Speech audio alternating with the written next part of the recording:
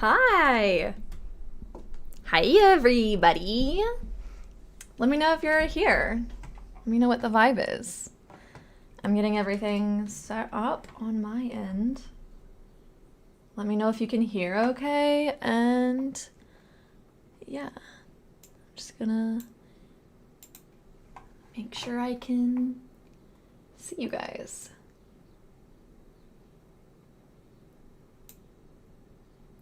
And yeah, make sure you can hear me okay, because I had so many problems setting up this morning. I was like, what the heck? Also, guys, bangs, you know how it is. You know how it is. Where it's like, you know, you get bangs, you try something new, and it's like, oh, now I have to learn how to, like, style this and everything. Hi! Oh my god, mister, you need to figure it out.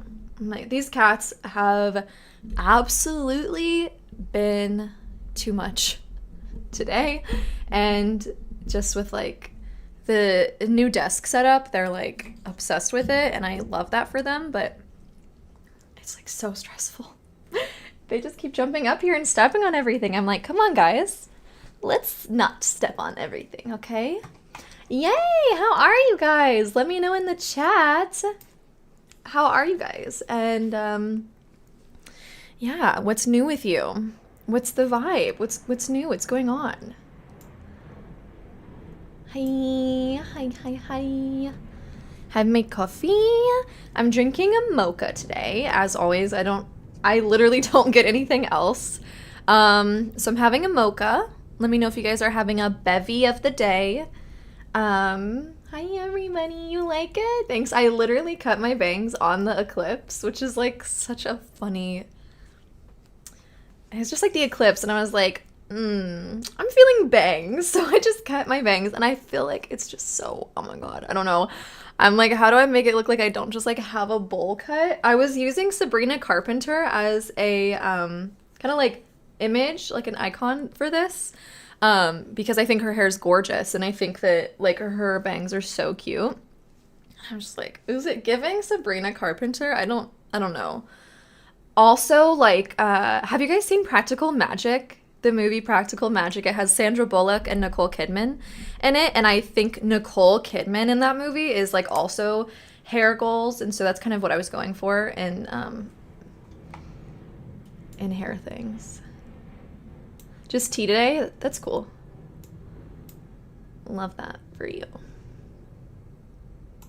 Just tea. Cute! I have some breakfast. It's a very late breakfast, but I got it and I forgot to eat it. Let me show you guys. This is insane. Check this out. It's like a croissant cinnamon roll. Yes, I've been eating on it. I've been munching on it. It's like not a very stream-friendly food because it's so crunchy.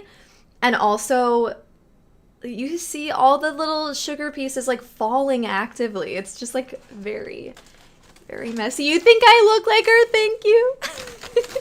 I appreciate you guys. I'm gonna eat a little bit of this. It's like actually the messiest thing because it's like a croissant. It's like flaky like a croissant. Oh god, I'm getting it all over the keyboard. Zach is not gonna like that. Hopefully he's not in the chat right now. We'll hide it before he gets home.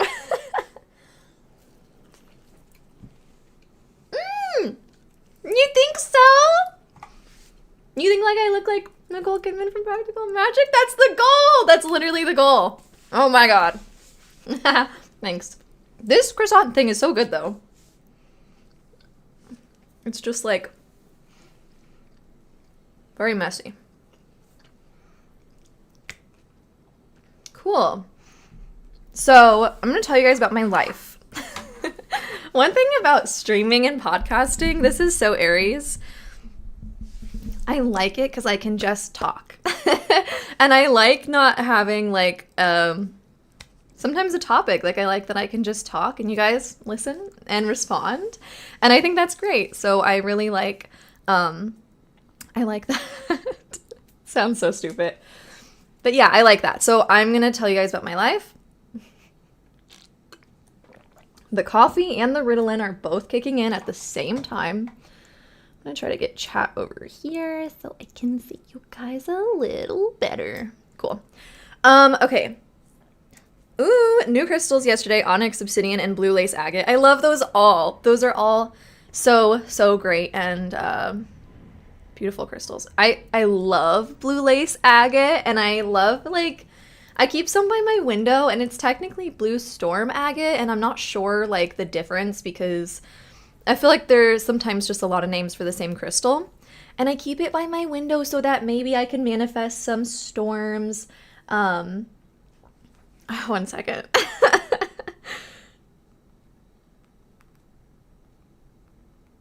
My mom does this thing where she'll text me and she'll say, "Are you twitching or can I call?" I'm like, because she thinks, like, you know, on Twitch and stuff, like streaming on Twitch, and I'm like, "Oh, Mom." Yes, I'm twitching, thank you. But yeah, thank you, Brandy, I appreciate you. But yeah, love blue lace agate. Am I doing anything fun for the new moon? Yes! I'm so excited because this is a Taurus new moon, and I love Taurus energy. I'm a Taurus rising, as you guys know. And you guys know, like, what do I preach? What, if anything, do I talk about all the time? Self-love, getting in tune with your pleasure, and having a good time. I was literally just thinking about this yesterday because I kind of spent all day, like, in the house doing work.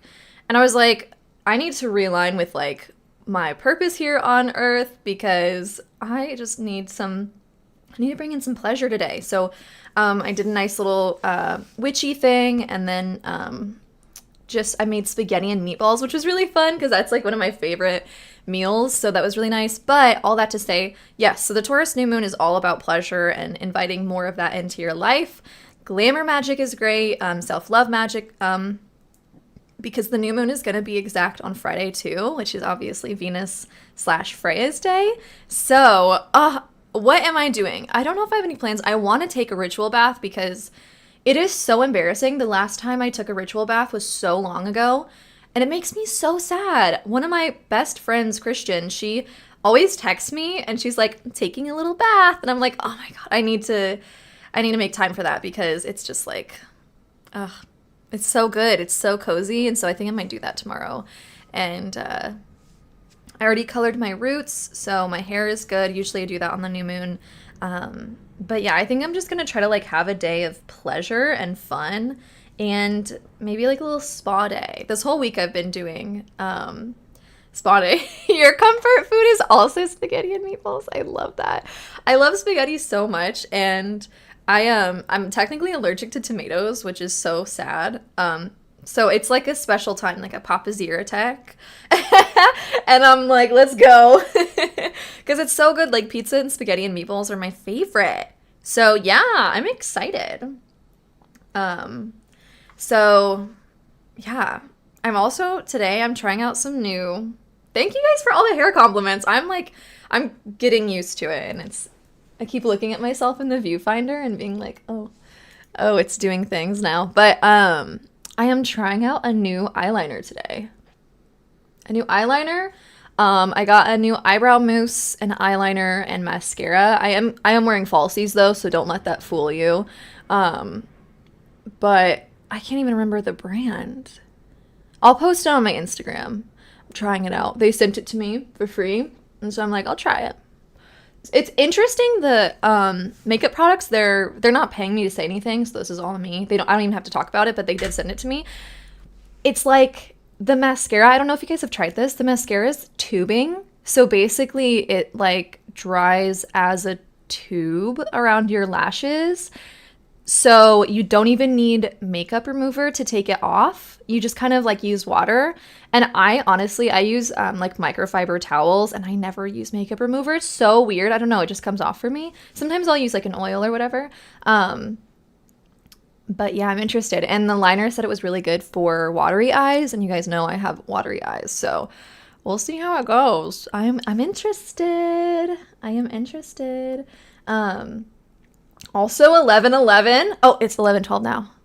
Well, it was 11:11 for a second for those of you Pacific Coast time.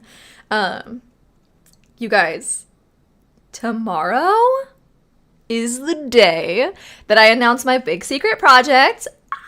I'm so excited. I'm looking forward to it, and I just like, I don't know if you guys are ready. I don't know if you guys are even ready for this. Like, it's gonna be so cool. So I'm gonna announce it tomorrow. Yeah, I'm just like, I'm so excited. I'm so bad at keeping secrets. So this whole time I've been wanting to tell you guys like what it is.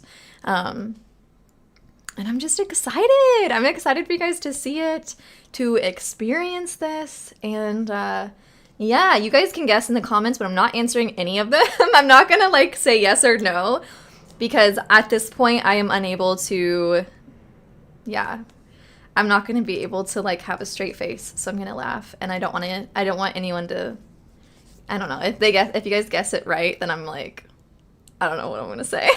Bree, you saw me like in the Patreon book club when I was trying to keep a straight face when you guys were guessing, and I'm like, so excited. And with the announcement of what it is, there is going to be a little sneak peek into it. So not only will you get an announcement and you'll know what it is, you will also get to experience a little tiny part of it. So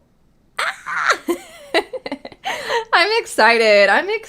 And I'm just like, I have to finish up the last part of it. And yeah, 3 weeks on tomorrow, 3 weeks. So it's coming soon. And I'm so excited. I'm just like curious to see what you guys are going to say because I told Patreon, like, I've never done anything like this before, so I can't, like, gauge your guys' reaction or have any idea of, like, what you guys are gonna think, basically, because it's, like, yeah, I don't know. I'm excited for you guys. It's, like, that's one of the things. I love giving gifts because I'm just, like, I'm excited for them to find out what it is, and, like, I'm excited to see, like, the reaction, you know? So, yeah, that kind of thing. But, yeah. It'll be fun. Oh, I wanted to show you guys, before I get too crazy just yet, you guys, straight up, okay, whoa.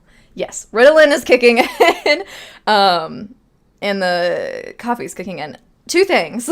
First thing, these fucking sweatpants. I don't know if you can even see. They're just black sweatpants. They're from Parade. I have literally been wearing these, I'm not even embarrassed, all week. Like, all week. Yes, I watch them, but they are, and here's the thing, like, I work from home, and generally you guys see me, like, waist up. I'm not gonna wear jeans to stream. Like, I'm not gonna wear, you know, I have croissant all over me. I'm not gonna wear jeans to stream. Like, you guys are not gonna see that. It doesn't matter. So I have been wearing these sweatpants literally all week, and I'm obsessed with them. If you guys follow me on Instagram, you saw me, like, building my cart on Parade. And I bought these sweatpants, and I bought some boxer briefs, which I was, like, so interested in. And they're so comfy. And then a new, like, sportsy bralette that I really like. So I've been just loving all of it. But yeah, I just wanted to tell you that these sweatpants are so cozy. And I love living in sweatpants. And hello, Poland. Oh my gosh, it's 8 p.m. right now. That's like a good time. It's like a cozy time. That's really cool. And the second thing I wanted to show you guys, let me just pull it up. I bought my pink tarot deck.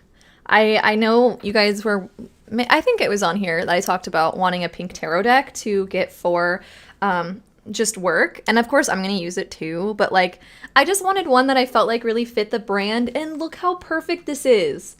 You guys, it's a rose and a moon. Like, how perfect is that? And it came with the bag, and it's really so cute. I haven't like I'm not using it yet because I haven't like consecrated it or anything. It's just been sitting on my desk, and I need, probably on the new moon would be a perfect time to give him like a little welcome. And so it comes with a guidebook. I'll show you guys a little unboxing, a little surprise unboxing, huh? This is the back of the cards. It's like a little kind of mandala looking thing. And what I really love, sorry, the lighting is so crazy. What I really loved about this deck, also I need to check on my eye's watering, so I'm like gonna keep an eye on the eyeliner, how it works, because they said that it was for watery eyes. So eyes watery, but I don't see anything crazy happening, so that's pretty cool. What I love about this deck is that it has numerology, planetary information, and zodiacal information. So you can see, like, on the Fool card, we've got Uranus, 0. It talks about numerology. 0 also has a yes or a no, and it's connected to air. So I don't know. I just think that's really cool. And it does say, like, a little keyword for upright and reversed, which for me, a lot of the times I don't like that, because sometimes it feels like it can stop you from listening to your intuition first and kind of just put you in a box, it feels like. So I probably will not really look at that. Like I said, it's just a personal thing, because I know in the past with, like, I think it distracts me kind of personally. And yeah, it's just like sometimes it's easy to just like rely on it and forget to use your intuition. Okay, I will put the link in the I'll put it on my Instagram, because sorry. I'll put it on my Instagram. It's from Amazon, and I don't have the link like with me right this second, but I will put it on Instagram for sure in my stories today. And I was thinking about doing a little like unboxing reel or TikTok or whatever, but if you just type in like pink tarot deck on Amazon, you should be able to find it pretty quickly. But like I said, I will link it like later today or something. I just don't have the link pulled up on me or anything. But yeah, so I thought that was so cute, and I really, really like it. And I was pretty impressed, because I've never bought a tarot deck from Amazon that wasn't like, you know, like one, I don't even know how you describe it, but like, you know, tarot decks that I know the publisher or I know the artist. Like this was like, it kind of seemed low-key like a mass-produced like Amazon deck, so I was like a little iffy about it, and I wasn't sure how I would like it, but it actually is really cool, and I liked it a lot. And I think actually, Brie, you sent a picture to the Discord of like your I don't know what you call it, but it was basically that spread that has to do with your you know, natal chart. And this is where I saw, and I had never seen this before.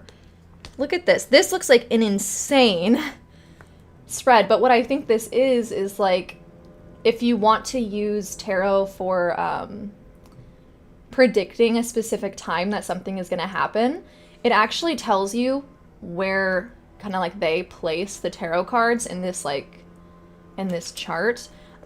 So like it's kind of hard to read, but they have let's see, it actually is really hard. So they have the Empress in Aries. So if you're asking like what time will this happen, or like when can I expect this, you can look for Aries season, or like, yeah, if there's gonna be an Aries moon soon, and I would just like clarify. But and then also, yeah, I don't know, I feel like you could kind of, I don't know, maybe like do that within your own natal chart. Like, I don't know, Brie, whatever you did looked really cool. That's kind of what I was thinking about it. But yeah, it also has like the major arcana astrological timing, which is pretty cool, and I just thought that was really neat. So I like that. I was impressed. I was very impressed. So how do you consecrate a tarot deck? Maybe I'll make a video on this, like a little reel or something. But generally what I do, I'm like I've realized recently, I'm very simple with my craft. Almost like sometimes when I explain things to you, I feel like it's very simple, and I'm like, I don't know, maybe I'm weird, but I think that's just how I work in my craft. Like, I like speaking from the heart rather than reading a script. But I'm also like, let me know if I have croissant on my face. It's fine, but just let me know if I do. What I do is I cleanse the deck. So in whatever way you do that, I'll probably do it like through incense smoke, or through, you know, maybe sound. I have like a sound bowl that I really like doing, but I'll probably just do incense smoke, cleanse it, and then I just like hold it in my hand and kind of just talk to it. And I know that might be like weird, but I just like hold it and I say like, you know, I don't know. I always get nervous when I tell you guys like what I say, because it's really so casual. Like, it's so chill. Like, I'll just say something like, thank you for joining me. Like, thanks for finding your way into my life. And, you know, please do whatever it is. So for this one, it's like for work. It's for a lot of clients.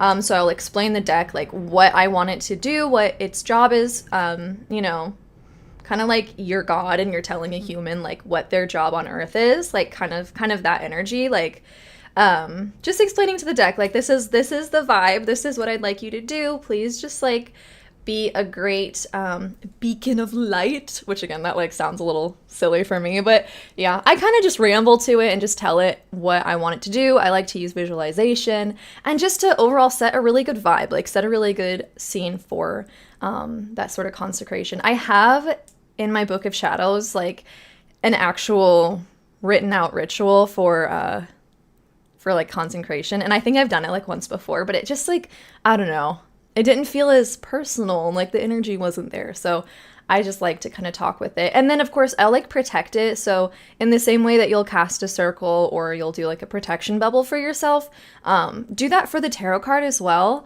And yeah, simple as that. Really simple as that. Whatever feels good for you. Okay, books or videos that can help getting better with astrology. Well, Samantha, check out my YouTube channel, which you're on already, but check out the playlist that is like called Astrology with Luna. I literally go through every single astrological season and kind of tell, and I think it's a good thing, like if you're learning astrology, like at the beginning of each season, watch the video and you'll see, you'll learn a little bit about that specific zodiac sign. That way it's not like you're trying to learn every single zodiac sign all at once. You can really like space it out, and then you can even make it like what I love about those videos. I really loved that series that I did, and I was very sad when it ended. But what I love about those videos is that not only do I explain the energy of that sign and that season, and I also give, I think I started this like halfway through, but for some of them I give like celebrity examples, which I think can be very helpful.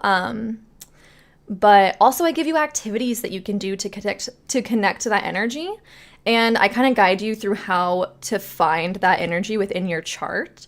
And yeah, and I think that's good because then you can like do self-reflection for like, how can I personally make those connections to Gemini energy, for example, which is starting on Sunday.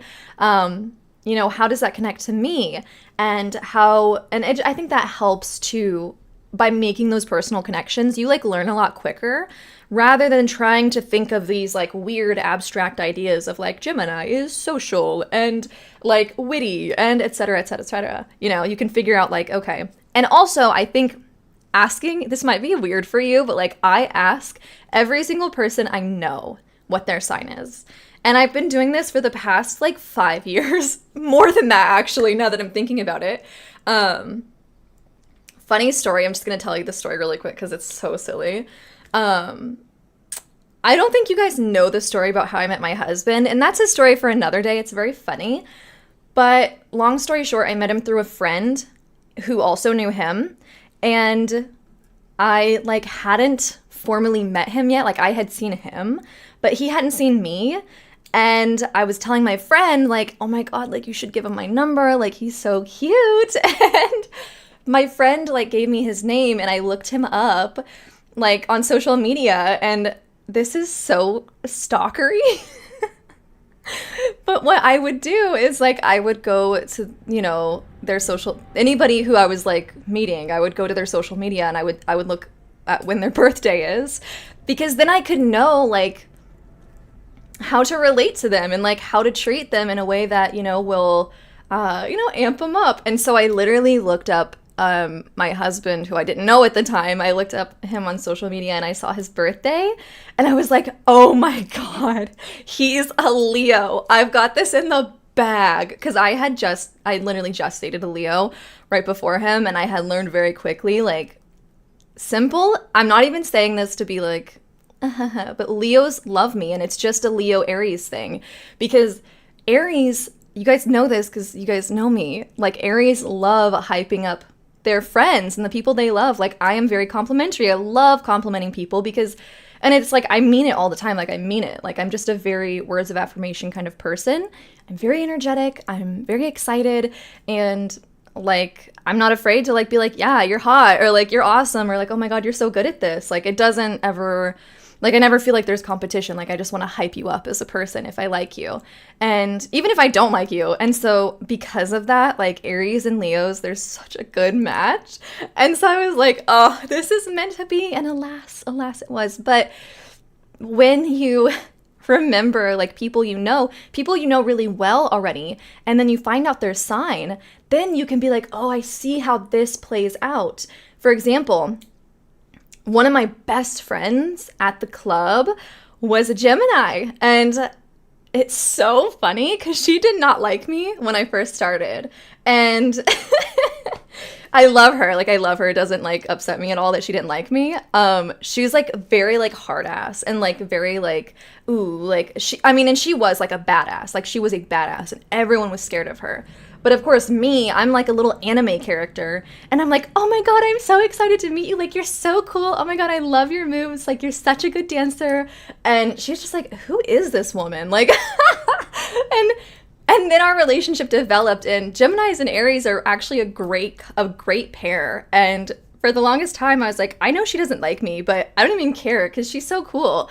And eventually, I guess, she let her walls down, and we became, like, best friends. Like, and it's so funny then to see, like, how she acted and how she, you know, really fit the role of Gemini. Oh my God.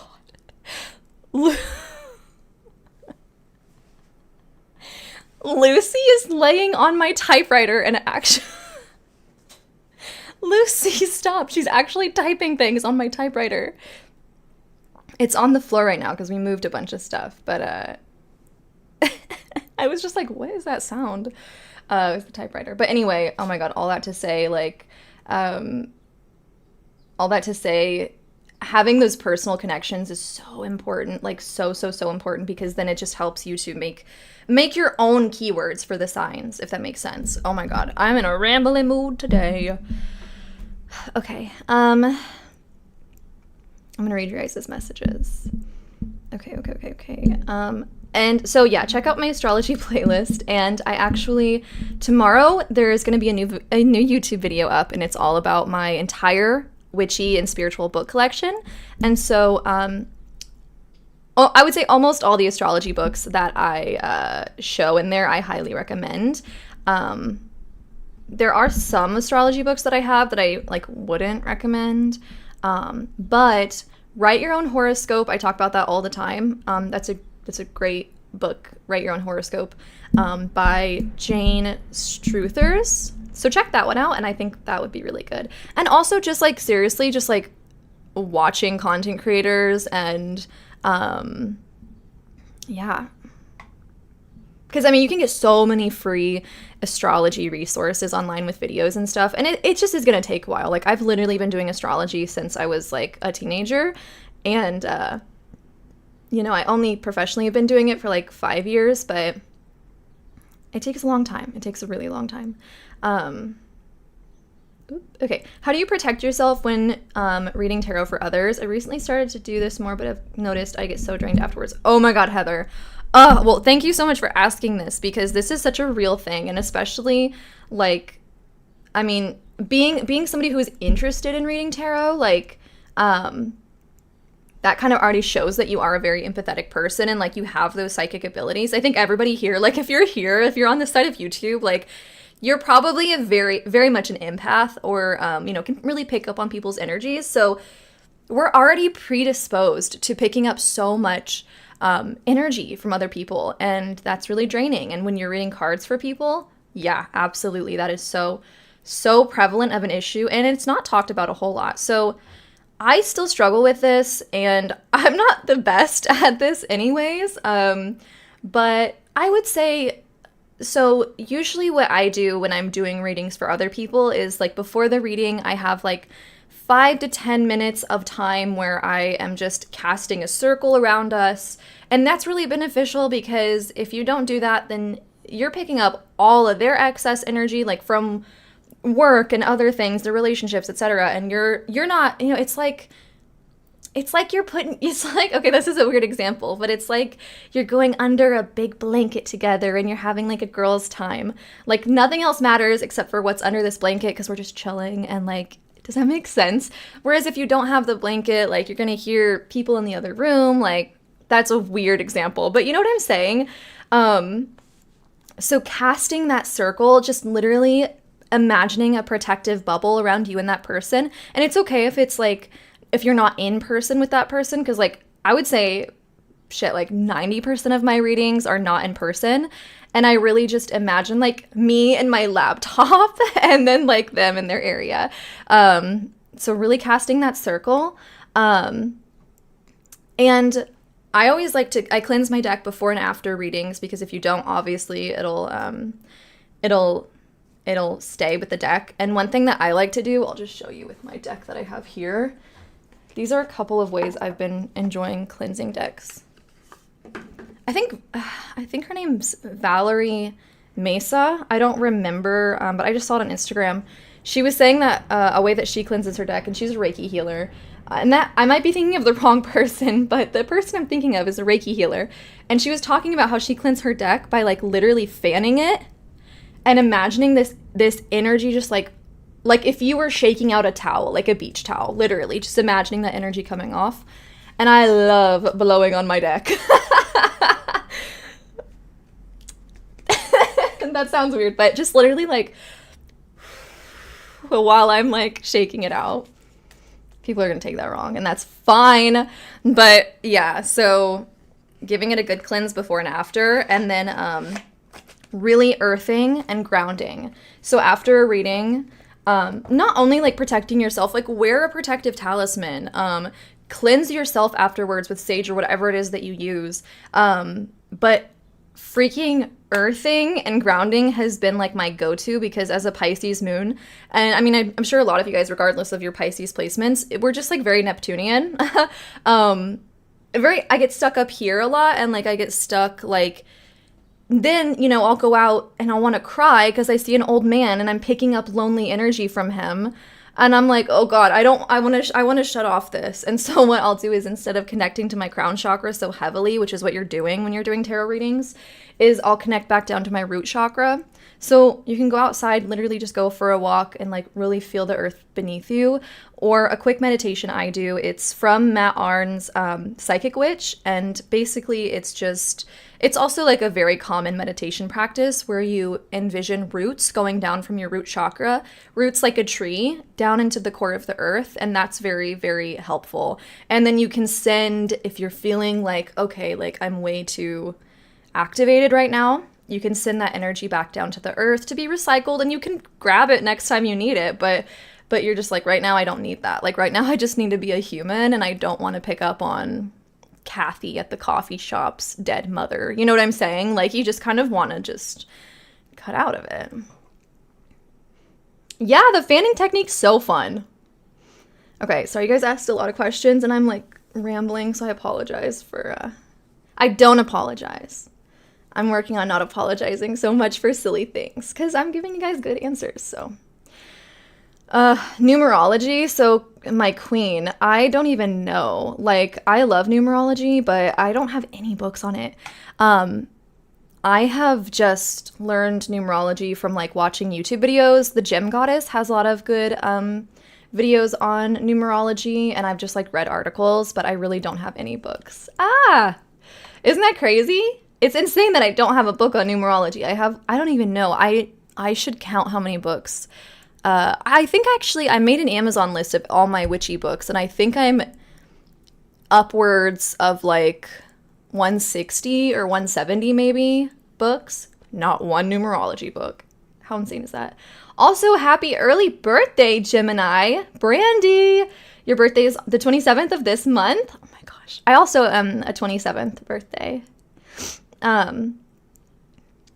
Okay, after doing a spell, some days after I felt emptiness, weird feeling of nothingness. Do you know something more about it? So I would say maybe like, what kind of spell did you do? And like, yeah, I would be curious. I have a lot of questions. A lot of questions. Firstly, what spell did you do? What kind of protections did you do?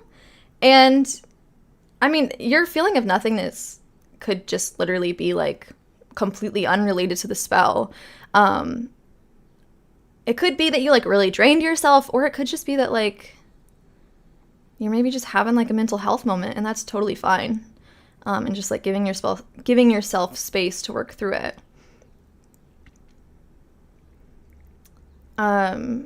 Samantha, it's so funny.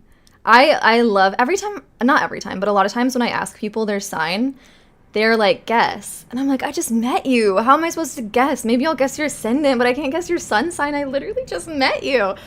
But I was on a set for something I was doing, and my basically the lady doing the cinematography, we were talking about it, and she's like, guess what my sign is? And I narrowed it down, and I guessed right because she was a Taurus, and she just was giving like huge Taurus energy. Abby, welcome! Oh my god, Abby, welcome. Would I ever do more goddess transformation videos? Absolutely. Yes, I am meaning to. They're just very intense. Oh, and I want to like... This is like me. I wish that I had like millions of followers so that I was making like big girl YouTube money and I could just like buy everything I want for these insane videos, because I want to buy like wigs and like crazy costumes and go all out, but I just like don't have the means to do that right now. So maybe I should look at the wigs that I do have and then kind of figure it out, because like I want to redo my Freya one. I did my Freya transformation video and then I did my Persephone, and I went absolutely off with Persephone. Like I went off with Persephone. It was such a good transformation. I loved it. I loved like the cinematic kind of like B-roll that I had going on, the outfit. I had like DIY'd those like vines going up the legs, and I thought those were so cool. And then I was like, I need to do more for Freya, because for Freya's, I was really just like trying to channel her energy before date night. And so it wasn't even like a full transformation, but I think if I got like a long blonde wig, like it would be so cool. So we'll see. I have a short blonde wig, but like, I don't know. I feel like Freya needs long hair. And then I have like a long, very orange wig, but it's like also trash. And I have the pink wig. I think that's all. The pink wig that I did for Persephone. But also, I feel like a lot of goddesses could have black hair. Like, I think doing Nyx would be so cool. I would love to. Because I definitely see her with like long dark hair, which obviously is easy enough to do. And like Hecate, obviously in my head, she's like long dark hair. Could do all of that. Yeah. So yeah, life path 7. Let me think. I think my husband is a life path 7 too. So that's really interesting. And I really actually do know a little bit about that, because it's his, obviously. Mine's 3, but literally besides mine, like, I haven't researched a bunch about the life paths, but I do every year, like, research the numerology of the year. So that's good. Yeah, Abby, no worries about the delay. You're all good. I know there's, like, a delay all the time for everyone. It's, like, not even you guys. It's, like, me. It's YouTube. Me and YouTube just chilling. So, just making sure I said everything I wanted to. You guys, I have a new setup, so I have 2 monitors, which means we can watch content together. I know I'm screaming, sorry. My mic was like, bitch, please. But we can watch content together. So I have some videos that I thought would be kind of fun to watch. I don't know, like, are you guys feeling? So I've got 2 options, and we can do all of them. We could do it all. First thing I was thinking we could watch, and I want to hear you guys' thoughts, so hit me up. Brandy, I don't know what yours would be. You have to, like, it's like adding, I don't want to explain it poorly, but for me, I'm born on March 27th, so I would do 3 + 2 + 7, and then you take the year you were born, and then you add each of those individual numbers together as well. So I would look up a calculator, and you can just like literally just look up like life path number calculator, and then you can just input your birthday, and then you can like, yeah, then you'll get an easy one. I'll pull one up for you. Yeah, I'll link to it. Let's see, life path number You guys like my clicky clacks? I got a keyboard with clicky clacks. Okay. I got you, queen. All right, my love, go there. All right, but y'all, listen. Do you want to watch some WitchTok? We can react to some WitchTok if y'all want. I have that pulled up if you're interested. And then I also have some fun Jubilee content because I was just feeling stripper content today. So if you guys don't know, Jubilee does... Here, I'll pull it up.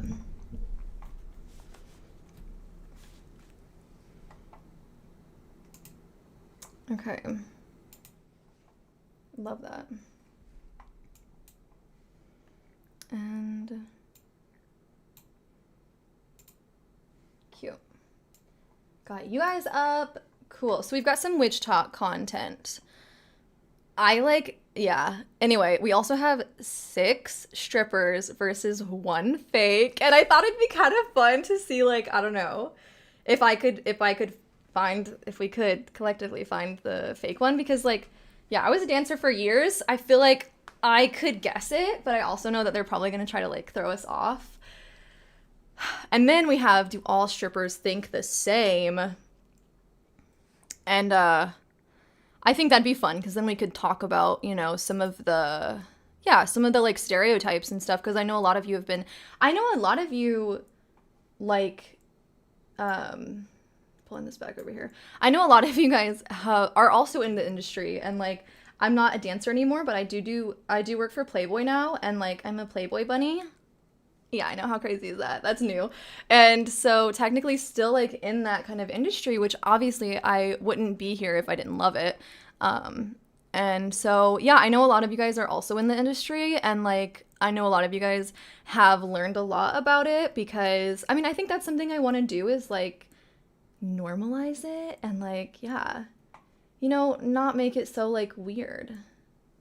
Sorry, I also have never done this before with, like, the mics, so holler at me, you guys. Let me know in the chat if it's, like, if you cannot hear me over the over, like, the, you know what I'm saying, over the video. So what are you guys thinking, WitchTok or stripper talk? You guys, I mean, we can do all of it. We could start with some, I don't know, I'm just, like, excited. You like my search Jubilee stripper? Love to see it. So, yeah, let's see. How long is WitchTok? 12 minutes? We'll start with some simple WitchTok, okay? And let me know if you guys, like, can hear it okay. We'll see, like... Let me know my audio versus, like, the video's audio, or if it's, like, too loud. Steven, what are you doing in there? Drugs. I love that audio, too. Let's see. Yeah. You're a witch. They were right. Let me know if, yeah, let me know how audio is. And we watch some WitchTok together.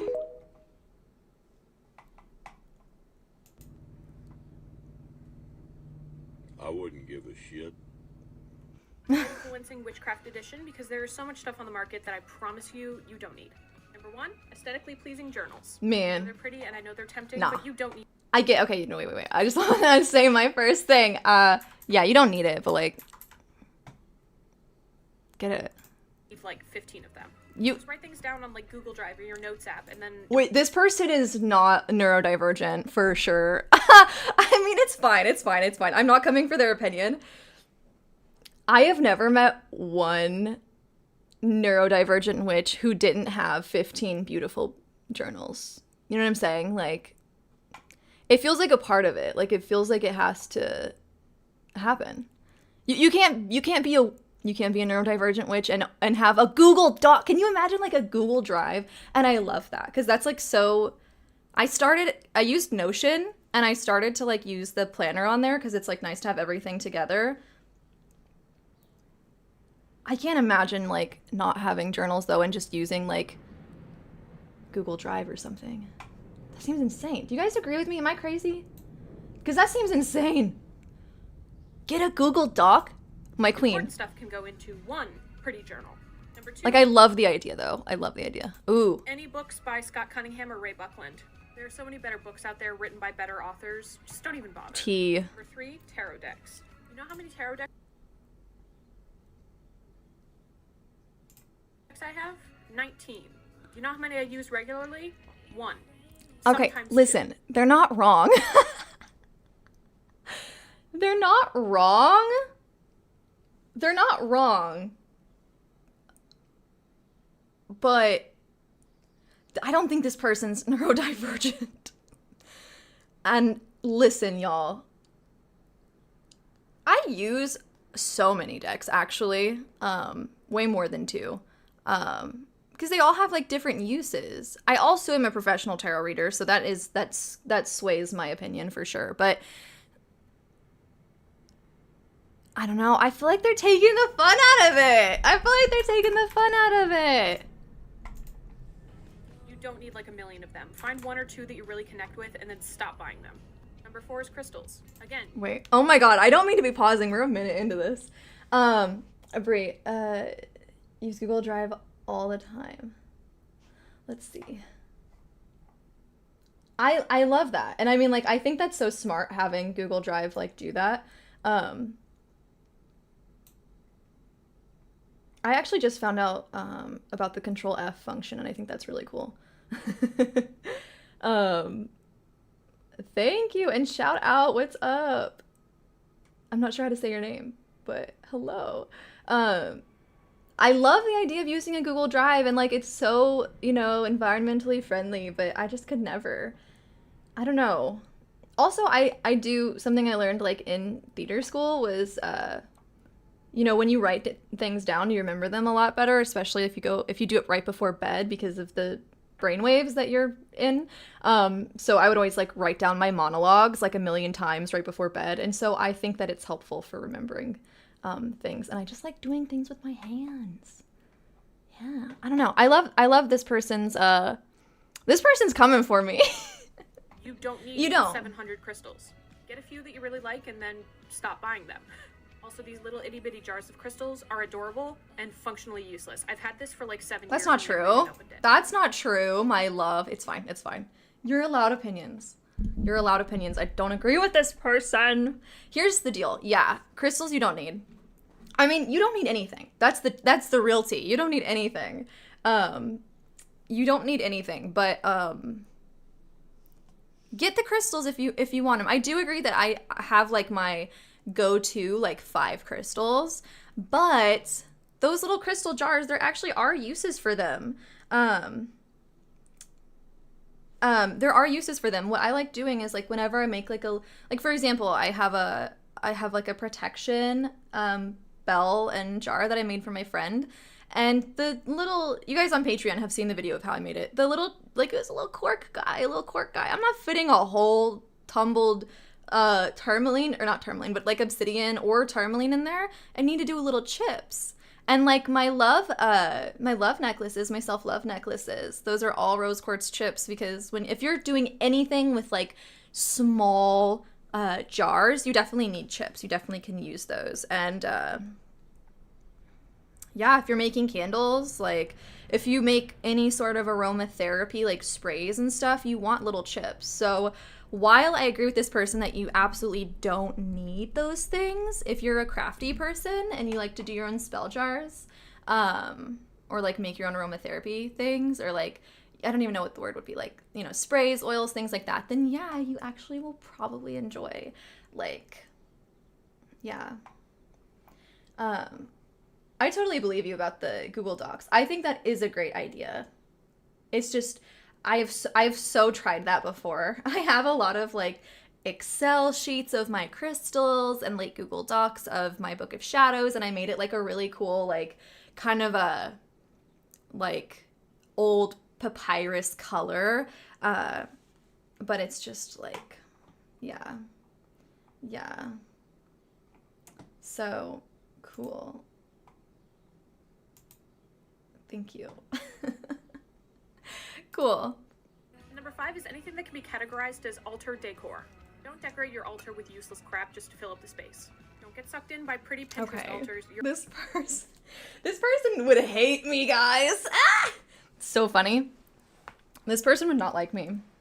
I'm feeling like strong Capricorn energy from this person.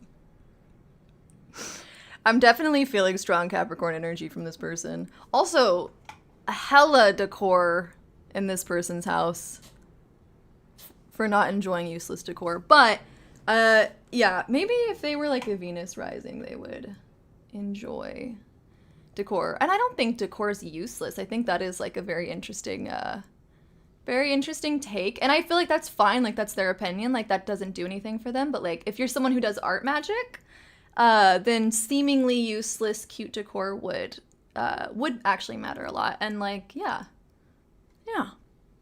Interesting. Your altar does not have to be aesthetic to be powerful. I have so many, you guys. Oof. I am like not even. This is gonna be a long. That's what I'm saying, Jennifer.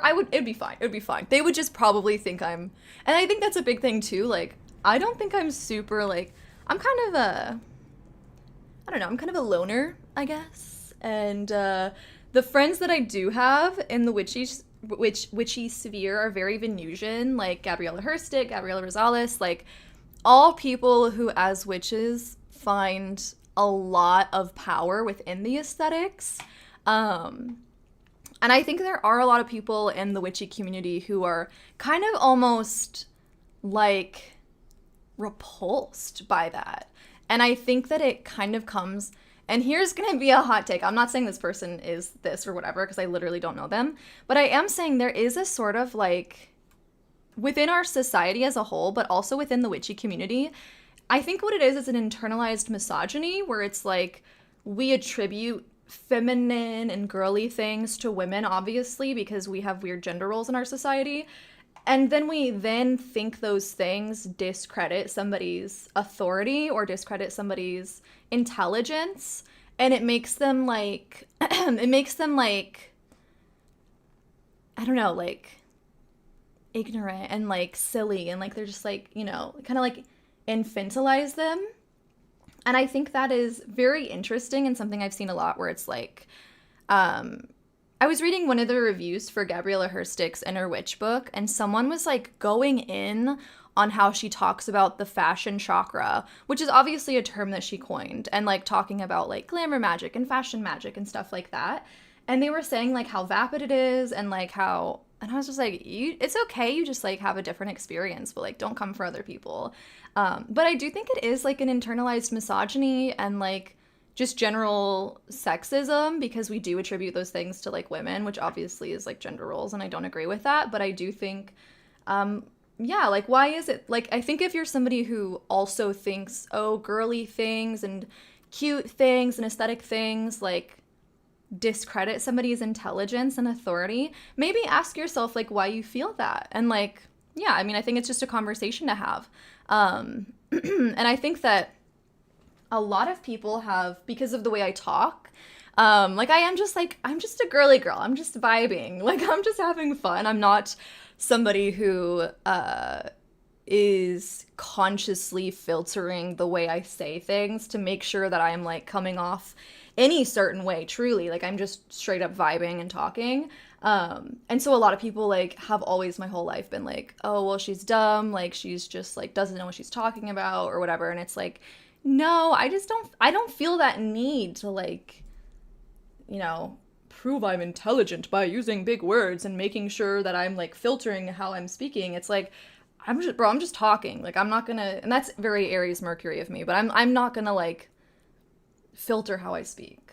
You know what I'm saying? And so I think that kind of similar thing happens with, with like aesthetic Venusian things. Like people are like, oh, they're just like blah, blah, blah. And it's like, have you checked yourself recently for internalized misogyny or just misogyny in general? Like, cause yeah, that was a long rant. Evil eye, hex or curse, I command you now to disperse. May my energy be free and clear, protected by the love and light that's near. my mind, body, and soul be free. Is that From Morton's? evil, darkness, and Morton's misery. salt? I love to see it. I am now protected. and Yes, safe. Morton's salt! That is my favorite salt to use. If you're seeing this before April 30th on May 1st, happy Beltane. Beltane is a Sabbath in the Celtic year, where we celebrate the end of the introspection phase that was the winter, the other side of Halloween. On Beltane, you celebrate love, you celebrate fertility, you celebrate sexuality. Velenos, the god, and Belisama, the goddess, often represented with a snake, but that doesn't ring a bell. They say that at this time of the year, a little bit like during Halloween, the veil is very thin and it's easy to communicate with the dead ones. Khaleesi agrees. Not only with the dead Love ones, them, also with yeah. trees, with fairies, with elves, right? Is the perfect time to connect to your inner healer and to make potion. First potion is the love potion. You take a jar, some rainwater, a flower, and some pink quartz. Fill up the jar with the water. You take the petals from the flower one by one with all your heart, putting them in the water. You add your pink quartz. Let that infuse overnight. The next day you filter it and put it in a spray. You can spray yourself every morning with that water. It's really to cute. remind you of how much you love yourself. Because remember, it's 2023 and now we love ourselves. The second potion So is true. the May wine. You only take a sweet white wine. Few leaves of woodruff. Put the leaves in the wine for a maximum of 5 days. Putting the woodruff in the wine helps unveiling, and since this moment of the year is a moment where the veil is very thin, it makes any kind of magic possible, especially love magic. I know lots of you are here for that. If any of that is too much for you, well, you can always go walk barefoot in the morning dew. There you go. That's it. You can scroll now. Why are you even still here? I love her Let's vibe. make an altar I for love her Beltane. vibes. Beltane, cool content. Love to see it.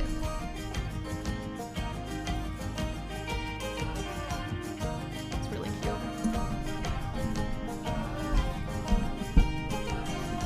Like, okay, that whole like candle thing back there is so pretty. And do I think that that adds to the spell? Yeah, I do. That's the tea. I do. I actually think that aesthetics and presentation absolutely add to the spell. And maybe that's a hot take. I don't think it is, but yeah. I'm still thinking about that TikTok. I'm still, yeah. Oh, that's so cute.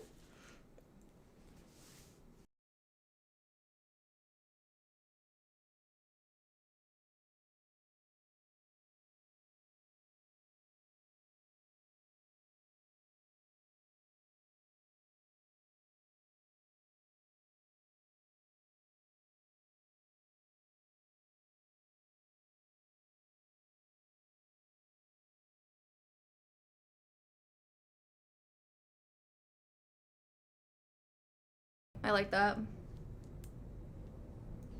Yes, the maypole is pagan. It represents the divine marriage of Beltane and the coital embrace of the virgin goddess and the young oak It's king about stag, sex. who come together to bless the land. The ribbons in the dance are woven in a beautiful depiction of this marriage. There are many traditions, and I'm going to go into them in an article on our Patreon that I'm going to make accessible for all. If you have limited mobility, you can still have your own maypole. This evening starts Beltane, and I wanted to share the bowl that I made for this I love the evening. Beltane vibes. Salt is the only ingredient you'll see in here that's not necessarily associated with Beltane, but I love using it as my base for bowls because you can dissolve it in water. I always lay my tea lights out first. This is so cute. I just love this wholesome content. It's just like so sweet to see like people just sharing what they do, and it's just like, it's just sweet. It's just really sweet. Rosemary, dill, dandelions, So cute. mugwort, Dandelions are mint, so this is actually good peppermint, too. coriander, They're like violets, and they're actually underappreciated because like I don't know about you guys, like where you guys are at, but when I was in Kansas and out here, they are everywhere. Dandelions are everywhere. You can eat the entire flower, the entire plant, you can eat it, and they're just like really pretty and so abundant. Like you can find them anywhere. And again, I don't know about like other places where you guys are, but yeah, it's just like, sorry, I know I'm looking silly. I'm just trying to do something. Oop. But yeah, I just like it. Cool. Yeah, on the note of decorating, I think that's the thing too. Like, I think it comes naturally for some people. I think it matters to some people and it doesn't matter to other people. And I think that is like totally fine. Cause it's like, It's literally fine. It's literally fine. If you want to do it, do it. If you don't want to do it, don't do it. But don't shame others for doing it. You know what I'm saying? Don't shame other people for doing it. And don't shame people for not doing it. Doesn't make it, it's literally everything. And this is why I think it's so funny when people have like super strong hot takes about anything with witchcraft. It's like, you don't even know like what another person is experiencing. And it's all about your own personal experience. It's all about your own personal connections and stuff. And I think that literally you are the only person who can decide, what works for you. Yeah. And just like how I said earlier, like scripts don't work well, and that sucks because there's a lot of things that have scripts. And I think like if I know a prayer very well by heart, then it's good. But probably just as my time as an actor, if I have a script, it better be memorized. You know what I'm saying? It's just like, yeah, I need to be speaking from the heart. And I can speak from the heart with a script, but I need to know it. So, and some people like scripts, so it's to each their own, like you said, Jennifer. Yeah. All right, let's get Wild violets let's that get I've picked going. and dried from my own yard. It's really cute. And It's there so you have it. pretty. You can also add personal symbolism like a silver coin So for cute. abundance, or any little trinkets that might resonate with you to celebrate this holiday. Happy shifting. Yay. I love Beltane. It's so cute.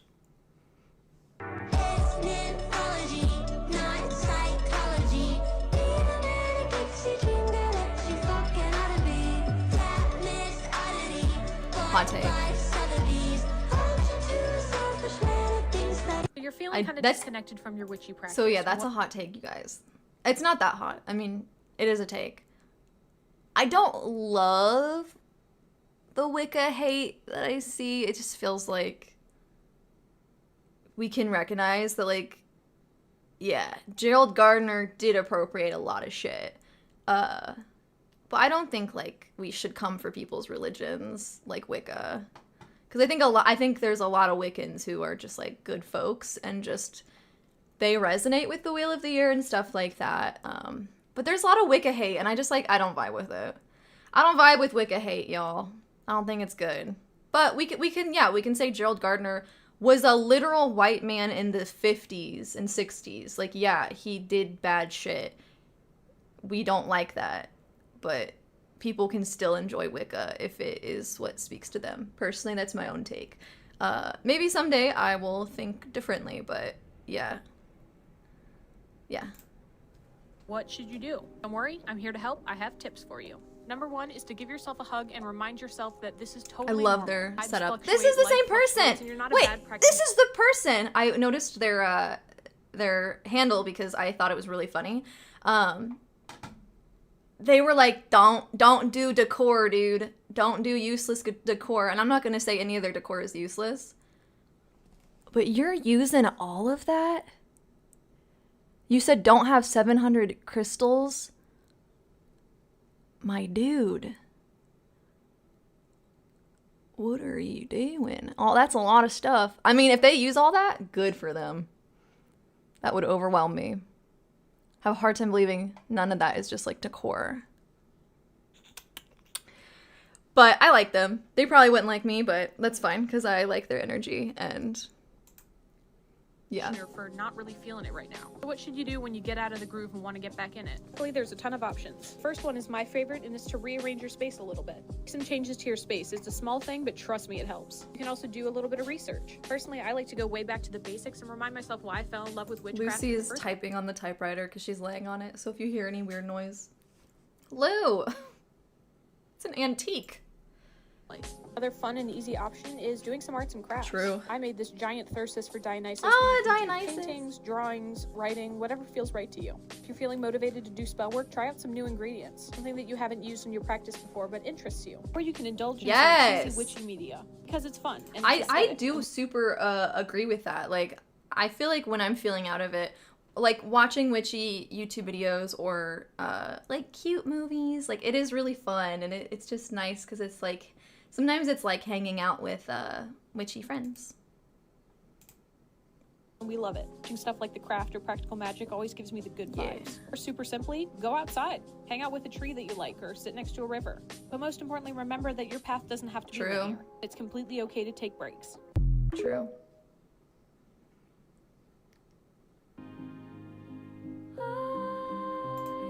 gonna pause it and read. Also love that they're playing some Lana birth certificates. Love that. This is actually kind of funny to me. The birth certificate really got me, y'all. What the fuck is this? I don't know what that is. Is that TikTok term? I don't know. I'm like the first year of Gen Z, so a lot of the stuff I don't know. I just think it's so funny being like, hey, where's your birth certificate at? Like, you mind if I like hold on to it for a second? No reason. Just like, I'm just gonna use it. If it's your own, like, I get that, I guess. Maybe we shouldn't be seeing the, like, you don't see it enough on WitchTok. Maybe we shouldn't be seeing birth certificates, like, on WitchTok. I don't know. I just think that made me laugh. But yeah, some of these are cool. I did start collecting my cat's claws. This is really good. With a suitcase in my hand. I still don't know what this is. If you guys have any thoughts, let me know.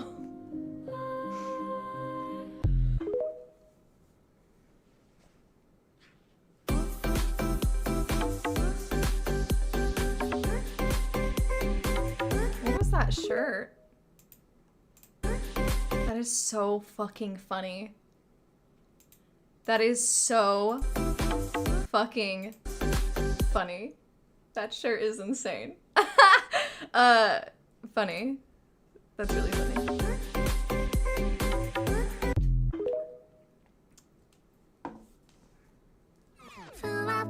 Oh my god. So cute.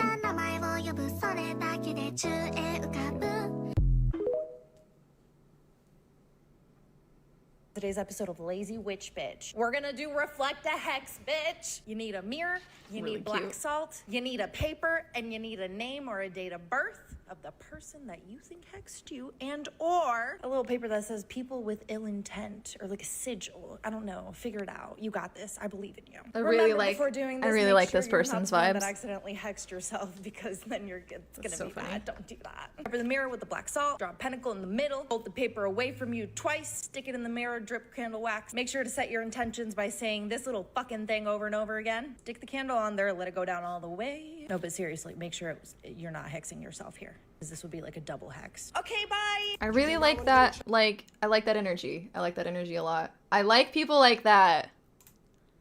Out here. This is Trump, everything, and the sheriff lives next door.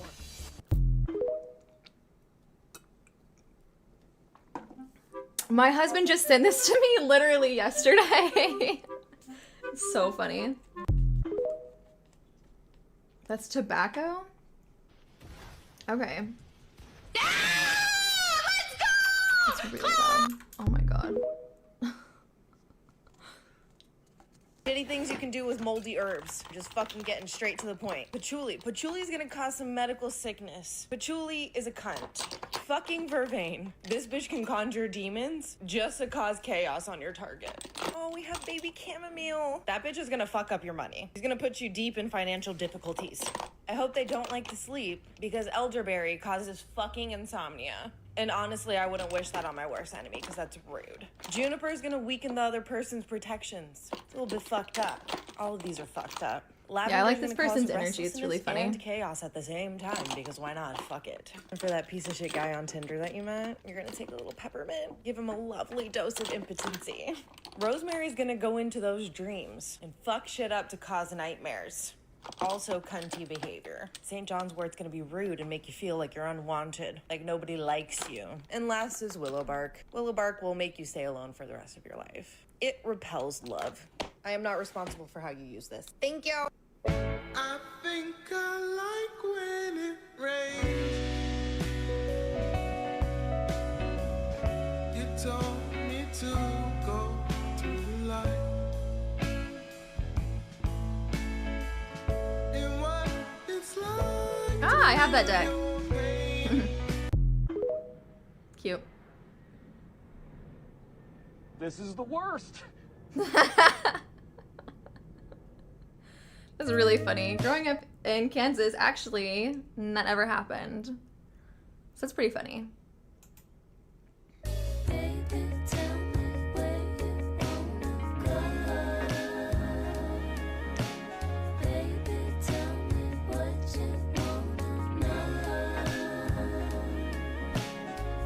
That's intense.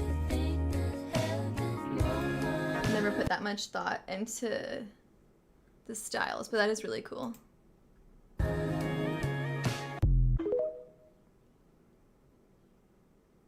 Everything's fine. Everything's good. Everything's fine and good and That's really fine. funny. This is bold. So obviously, absolutely Hex, you're rapist. Would I post that I did it and like very directly that I did to them? No. Because people, you can actually get like in legal trouble if you are. I had a friend who like actually went to jail because they had openly threatened somebody with this. And that's, I don't know. I don't know if it was like the state she was in or what, but like, I don't know. Be careful, y'all. Like, I don't know. Do it. Absolutely. I'm not saying don't like hex these people. Like, absolutely do it. But like, I don't know if I would like do like confirmed kill like on TikTok, like on your account. Like, I feel like that could maybe like be used as evidence. And I do think in some states like they do actually like I said, my friend like went to jail. It was like for a night. It was fine, but like, I don't know. I would do it not so loudly personally, but that's just me for literally legal reasons. Like, for literally legal reasons. Again, not saying that this person shouldn't have done this. I think they are absolutely in the right, but very funny.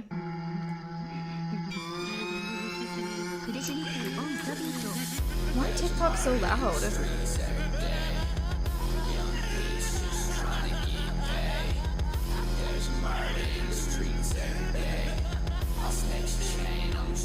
Good for them, though.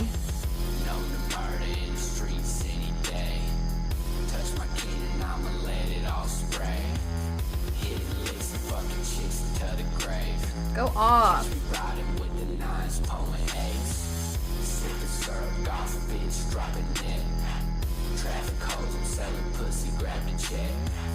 Catch me out, what she doing with her bread? My wallet full, she feeling empty in my bed. This is chaotic, I love that.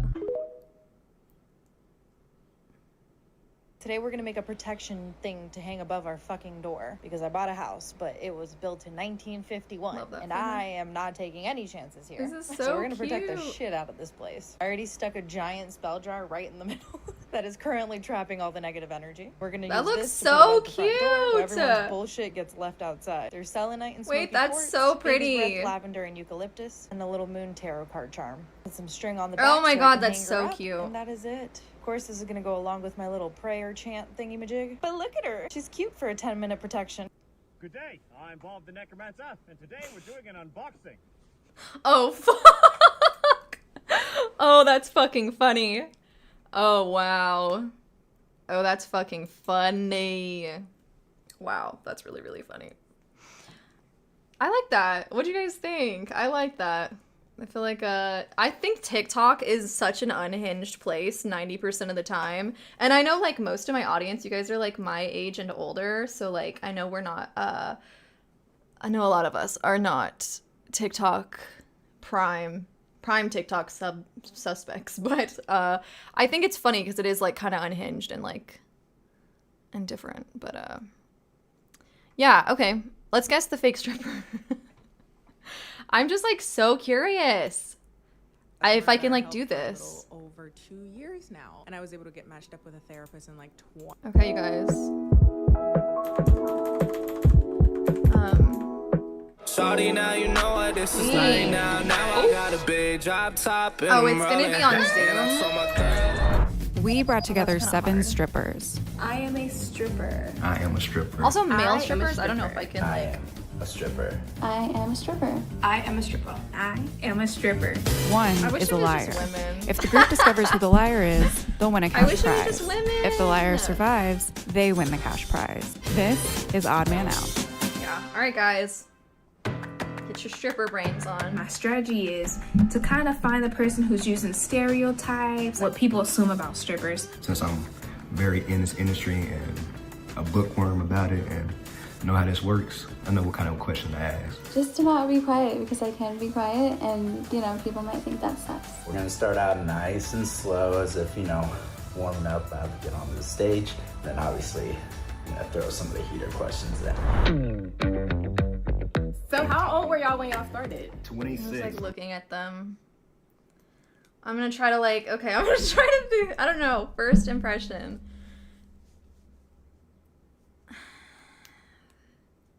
I have a hard time with men because it's like I've never like actually met a male stripper. So like that is a hard thing for me. I mean, all these girls could be dancers. All of them have, like, 3 of them have a pole, like, behind them. I love that, but that literally means nothing, you know? Yeah. And also, I bet, like, the odd one out is gonna be, like, a cam girl or something. Like, they're gonna be, like, in the industry, but, like, not a dancer. I don't know. I feel like maybe Blair's not. I don't know. I feel like she's a cam girl or something. Like, I don't think she, like, dances. I feel like the men are fine.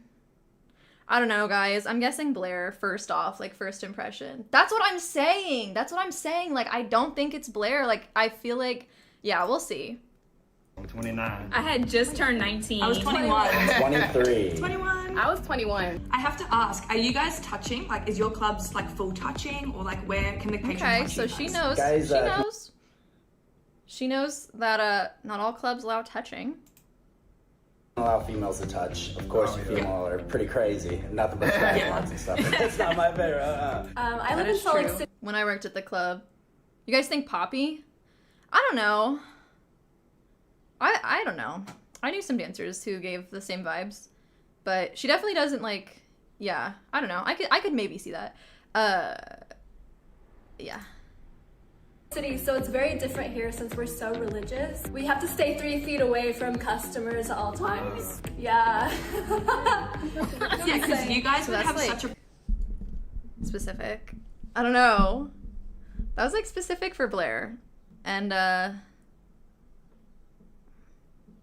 don't know, would a strip club be like, we're in Utah, so we should be respectful? I feel like if you're at a strip club in Utah, like, you're still at a fucking strip club. Like, you know what I'm saying? Like, I don't know. Maybe that feels sus. the problem with coronavirus, right? Because like, how's the American like strip scene at the moment? Because it's really we good have to in wear Australia. masks on stage. Like, we can't do lap dances right now. And I have to wear Yes, a mask on she's- stage. she's- but, like, she's a dancer. The club that I work at, the stage is behind the bar anyway, so it's like Okay, it wasn't a Blair's lot or of, Nicole's good. Nicole's totally good. I worked have to during interact. COVID, and it was insane. It was like, yeah, you had to wear masks on stage, and I don't know if you guys have ever literally danced as a dancer, as a stripper. You are doing such intense cardio. Like, have you guys done pole work before? Like, it's hard. So, having a mask on while you're literally like fucking throwing yourself upside down on the pole is so hard, and also messes up your makeup so bad, and like, it was fucked up. But I get it. I mean, it was like, it was necessary. I'm being annoying.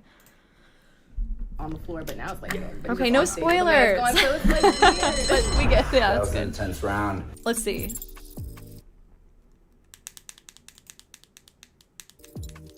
Poppy, she kept talking, speaking, asking questions. Like, she didn't want to give anyone time to ask her too many questions. I'm suspicious of Nicole, and I think I'll be voting Nicole for her was this so week. legit. I think I'm gonna lean towards Justin. Blair Bunny, I didn't hear a lot from her. I think I'm gonna vote for Justin. Maybe Lola. No, I feel like. I don't know. Oh, I hate ads. What is this? Yeah. I think it's Blair still. I think the men are fine. Like, I'm not gonna be able to guess the men. You know what I'm saying? Okay, so the first round we have a tie. The tie is Like, between Justin Blair and looks Poppy. too much like a dancer to be a dancer. I don't know. You will get 30 seconds to plead your case, and specifically, I want you guys to focus on telling us your favorite thing about the job. Okay, so my favorite thing about the job, obviously, apart from the money, is I'm a huge attention seeker. And I love being on stage and performing. I love interacting with the customers. Yeah, no, I definitely. I mean, I'm not gonna lie to you guys. Poppy's definitely a dancer. You guys are choosing out Australia like that. Best part about entertaining, I like seeing the smile on the women's faces. And if there's obviously that's so some, nice. you know, lesbian gay community there, obviously I like seeing the smile on their faces as well too. So, more the merrier. Love y'all. Thank you. Not a good case. I have to vote for Justin for that. Sorry, Justin. Gotta vote you out. Like, I think Justin's a. Vote again for Justin. Ah man, it's Poppy. No. Please be Poppy. I'm pretty sure I'm gonna get voted off already because he looks like a stripper. I'm still. I don't even know. I can't even tell you guys. Like, I don't know. Men, I don't know. With Poppy though. I'm just an attention seeker. I'm gonna go with Poppy still. I'm sorry. The person eliminated this round is... It's gonna be me. Justin. Sorry, Justin. I'm still in. How so? Goes to show, don't always act so confident, True. I guess. Sorry for the lack of poll work. Oh my god, this is Don't so have a poll with fun! me. That's okay, Poppy. You don't need a It's poll. so true. Yes, ma'am. Yes. Oh, this girl knows what she's doing. Let's see it, queen. Yeah. Only strippers know that.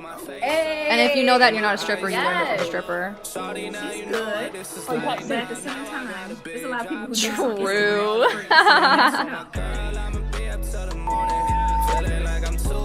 She might be. Yeah, no, that was pretty traditional. I knew it. See, you can tell already he's a stripper. You can tell. I don't know nothing about male strippers, y'all. I am impressed. Oh, Lucy. I'm just always entertained watching male strippers. Stop it. Yeah, there's no way he's not a stripper. How should you do that?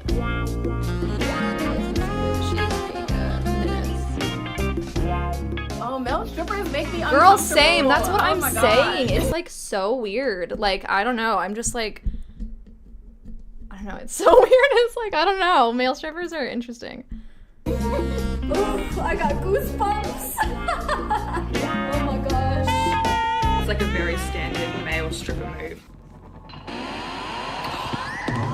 Are we allowed to wear heels? I didn't wear my Yeah, heels. she's got tweezers, so. With the twirl and stuff.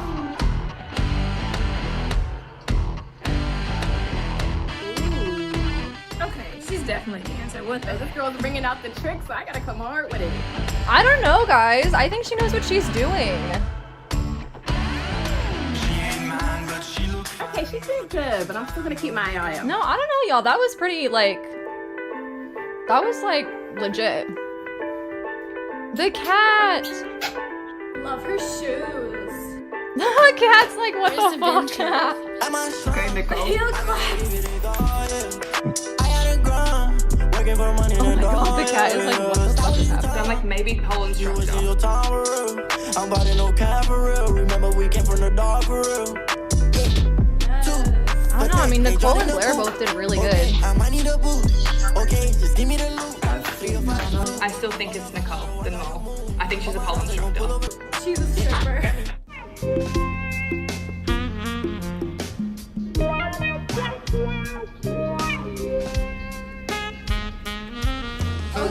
Okay, she's got some moves. This is so hard. I don't know. Alright, I don't know about Lola. No, that's what I'm saying. I don't know. That was. She looks like a stripper too. She dances really nicely. Yeah, I bet one of them is a pole instructor. The thing though is like, the thing about strippers versus like people who just do pole, like strippers have riz. Like strippers have like, yeah. Like you can really tell like when you see people doing pole online, like you can tell who's a stripper and like generally you can tell like who just knows pole because it's like there is an element of like very sensualness that comes with like being a dancer Because it's not about like, ooh, how technical are her inversions. It's like, is she seducing like the audience and like making eye contact and stuff? So let's go, Mystery. Queen. Oh, she's a stripper. Wait, I've said that about everyone. This got really hard because actually Blair did really good. And I don't think Blair's like an instructor. Maybe it is. Maybe Poppy is like a pole instructor. I know you said that she's like legit, but like... And of course, like, I can't even say nothing about the men. Like, I don't even... And again, Blair could be still not a dancer. Maybe she just like took some classes and like is a... I don't know. This is hard. I feel like okay, we'll just have to wait because this has actually made it really hard. I don't know who the mole is. I feel like confused from that round because everybody was a good dancer. It made me actually suspicious of more people than less, so now I'm even more confused. I think I'm gonna vote for Valentino. I don't know. Sorry, I feel like I'm just attacking the men right now, but Lola, like it just seemed like she was nervous, which I was as well. I do feel like Lola. I think I'm looking at Lola this round. I'm still going to go with my gut feelings on No, Poppy, I 'cause, think like, I don't know she's the one vibes. who didn't wear heels or anything like Vibes. that. I think Lola is a dancer. I feel like Lola is more of like a floor work person than like a pole girl, because like that's a thing you'll see. I'm definitely getting voted off because I didn't know that we could wear heels. I think Mystery is... You know what? a pole She's really instructor. coming hard with like this pole instructor thing. Like, I don't know. I feel like it's I feel like it's Poppy. I don't know. I feel like Poppy's a pole instructor. I don't know. Man, I was so confident with the other girl. I don't think she's a stripper. I think she's a pole I instructor. guess Mystery could. We have another Mystery tie. could be. Nicole, This I'm so time- confident Nicole's a dancer. I'm so confident Nicole's a dancer. It's between Lola and Poppy. This No, tiebreaker I will think be Lola's show fine. and tell. Go grab some items in your house to show off to the group that proves Oh my you God. are a stripper. So, I went and found some of my like most favorite outfits. This I got from like Hawaii. There's like a store over there called like Leather Lace Lollipops. Money making outfit. I have my bag from last time I worked in San Francisco at Crazy Horse, you know, my club that I work at. She's fine. And She's I got fine. these Lola's a bills. dancer. Lola's a dancer. It was a slow night, but you know, 'cause whatever. She was like, First time oh, you guys, unless one of them is like a bartender at a club, because a lot of the bartenders like will still wear outfits, like dancer outfits and like pleasers and stuff, and they'll still get tips. So like, that'd make it hard. Oh no, that's pretty convincing. So, yeah, I thought slingshot. I know you guys know about a slingshot. Oh, she's definitely a I feel like Lola's fine. I'm sad because I'm pretty sure Lola's a stripper too. My two things that I bought, my cash from the night before. So the two clubs I'm working away at the moment at a new club. So these are the last 2 nights.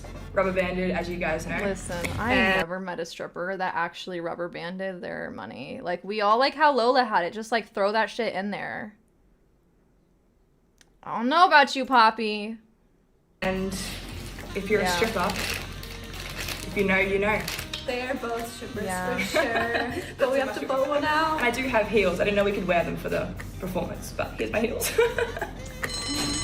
I don't know, this is kind of hard, bro, because Lola pulled out the slingshot. No. Like, you ain't just gonna have that for no reason. Your money rubber banded, as you know. That's what I'm saying. Wait, okay. I'm gonna say Lola because the money she pulled out wasn't that much money. Be nice to Lola. That's what I'm saying. I've never seen a girl rubber band her money. I have seen girls use a flat iron, like a hair straightener. I mean, we don't rubber band our money. It's fine. Poppy, I'm sorry. Yeah, I think go, girl. I am going to vote for Lola, even though I don't think it's definitely not Lola. Lola's Votes good, are Nicole's in. good. The person eliminated this round is Poppy. maybe because I didn't No, wear heels girl, for my it's performance, 'cause- I didn't Maybe even it's an think to put them Australian on. thing to like rubber band it. Like maybe they're just like better at I'll be the judge of that. being put together. That's nice. Searchable, verified reviews. That's better than the ham, and I've never said that. Booking.com, booking. Yeah. Okay, I'm tired of that. I don't know, y'all. What do you think? What do you think?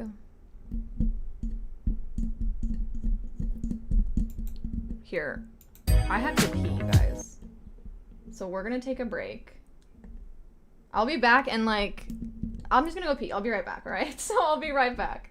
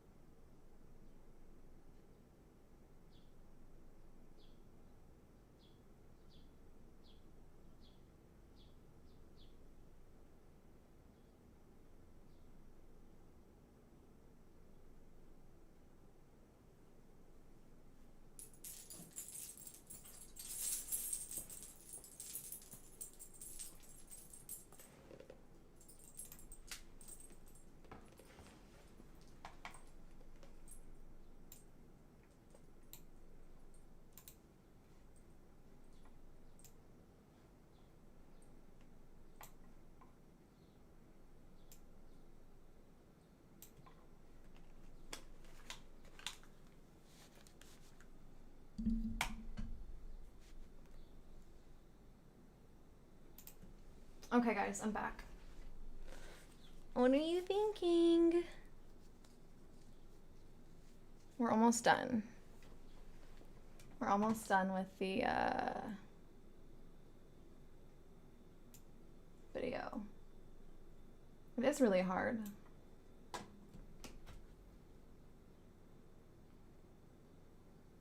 Sorry, 1 second. Okay. I believe in us to find out. So what's the most y'all have made in a night and what's the least y'all have made in a night? And I'll go first. The first I made was $2,200 in a night. Like that was like, ooh, got the bag that night. My worst night, y'all, I made $80 and like tip out is $50, so I wrote with $30, bro. I was At least you tipped out. Yeah. My club's kind of different. We do a percentage base, so we don't tip out like a stage fee. So I've never gone like negative since it's always been 30%. So the least I've made was like $20. Let me tell you about the bro life for us. Lord. So I would say my best night was 1,200, which was in Atlanta, Georgia. And my worst night when we did a show in Iowa, I made $7. It be like that sometimes. $7. And the crazy thing is, girls was like, oh, I ain't never going to bring money to a show. I'm thinking like, you ain't watch Magic Mike? The most I ever made was $4,700 and it was from 2 guys. Yes, 2 guys. I was in Turn up, VIP sis. for hours. I was like the happiest person ever. And then when I came downstairs, all the dancers was like, dang, you've been up there forever. And I had a migraine, so I'm proud of myself for getting through it because I felt sick. And then the least I ever made was $157. That was my first day. And then I had the nerve, because I was excited about being a dancer. I never made that much. I had the nerve to take $157, right? And I threw it in the air and I'm like, why would you do that? The worst night I had to be like $15. And I worked like the whole night. I stood there all those hours. But the most I made in one night would have to be like $4,200. That's about it. What are your guys' biggest pet peeves about your job? Oh, when people ask to go home with me, like, no, never. Overly drunk girls. Yes, but because I'm not getting no tips. They flailing around. Got be carried out. Oh my God. You know, it's the guys for me. Guys are too touchy and they really don't respect the boundaries, even the rules of the club. It's like, bro, still have boundaries, still respect us. Like, this is still a job. Like, so I want to ask, is anyone dated anyone? The social stigma, like, you know, it's hard to date an entertainer or hard to deal with. I'm actually in a relationship, so my partner is a DJ. So he's not like a DJ at the strip club, but he's a part of that nightlife. So he kind of just understands it and respect me, and we understand each other's work. So I'm just very fortunate to have that. I had the opposite effect. I told my ex, I'm currently single, I told my ex I was a dancer, and he like fetishized it. Like he'd be like, ooh, do tricks on the pole for me. Ooh, you gonna dance for me? Felt like I had to work outside of work. I'm single. I'm not really looking for a relationship, but like customers always try to date me all the time anyway. And guys that I do meet, they think that they're like, oh, I bet you're so flexible. I bet you're a freak. Like, they like just love to sexualize my job, and it's hard to find someone that will also trust you as well. I don't know. I do feel like Lola was like 4,200 and like that's it. Like, girl, that's a lot for a stripper still. Like, I don't know, maybe she's working somewhere crazy. Like, I don't know, but I do agree, if anyone, it is Lola. Cause like, I don't know, I think she could be like a bartender, cause like her tips, the way they were in the bag, like seemed legit, and she had like the clothes and stuff, so I could see her being like a bikini barista or something. So I think if it is anyone still, it's Lola, but I think Poppy could be am I thinking of the right girl? I think Poppy could be like a pole instructor or something. I was sus of this girl, Blair, at first, but no. I mean, I think she's a dancer. I feel like the mole is out of the game. I think I'm going to vote for Valentina. I think Valentina's fine. Last round, the person who didn't have a pose, Lola, so. I guess I'm gonna have to go with Lola again. So I think I'm gonna have to vote Lola out this round because she just wasn't present in the conversation for us. I got so anxious during that round. I don't know why. I feel like they're gonna vote for me. The person eliminated this round is Lola. That's alright with me. I figured I don't know, she seems so time sweet. was coming soon. If everyone feels confident that you've already caught the mole, we can end the game now. If the majority of you have any doubt, the game can continue. Give me a thumbs up if you want to continue the game, or a thumbs down if you think the mole has already been caught and you wish to finish the game. All right, majority rules, so the game is over. If the light behind you turns green, that means you guys have caught the mole and you have won. If the light turns red, the mole is still in the game and you lose. Oh, wow. I knew it was Valentino. Wait. What is this? On the count of 3. Okay, so it's either Mystery, Blair, Nicole, or Valentino. Y'all, is it Blair? Like, was I right the whole time? It could be Mystery. She could be an instructor or something. She did seem a little nervous. I don't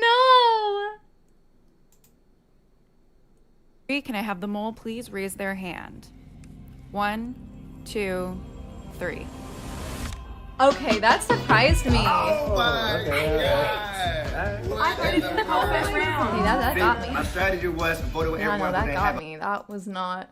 I was like so certain she was a dancer. I'm upset right now. Okay, so my story. Are you a pole instructor? I'm a pole instructor. And you said it. I said it to the camera a long time ago. It's Mystery or Nicole. I was like, one of you guys is a pole instructor. I can tell. I work with a lot of strippers, you guys. So that was my thing. I'm like, I work with a lot of strippers, but I don't strip. Ooh, would you look at that? How the tables have turned. She was amazing at dancing, and those heel clacks, I was like, there's no way that she is the mole. I learned a lot from this experience, especially with the male strippers. And the money is different for men a lot of times too, because they don't get the same types of tips that women would get in a typical strip club. I think as dancers, we assume that people assume things about us, but we were stereotyping each other, and we're like, ooh, and I think a lot of us went off the fact that like Lola and Poppy didn't have I don't think that's a pole. big deal at all. The most common misconception with strippers is that they're like stupid, or they are high school dropouts, or they have no personality. Like, we are people, and the choice of job like doesn't define who we are as a person. Lucy, chill. Chill, Lou. Get up there and just chill, babe. Just like breathe through it. Okay, wow. That was surprising, but I think that was like really interesting, and I definitely never, like literally Nicole was one of the first ones I was like, yeah, she's definitely a dancer. Yeah, that was really cool. But yeah, I think that like voting on like who doesn't have a poll is a little silly, because that doesn't mean anything. That doesn't mean anything other than like they maybe don't have room for a poll, or like don't, like maybe they just aren't like a poll kind of person. Like maybe they're more of a floor work person.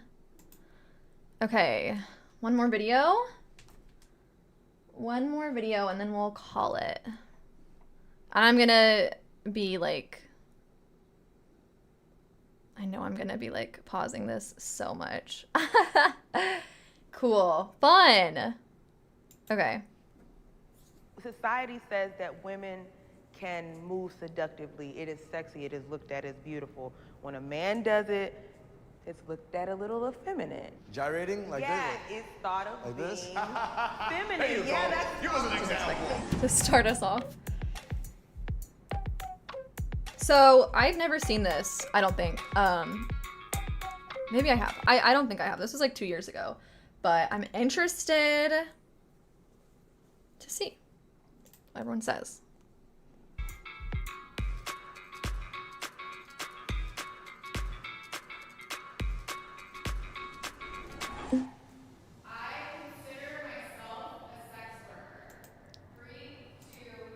I'm trying not to pause it so much, but yeah. Okay, wait, let me just let me just say something, because I do want to like give my take, I guess. So obviously I'm not a dancer anymore. I am a Playboy bunny, so I am still like in the sex work industry.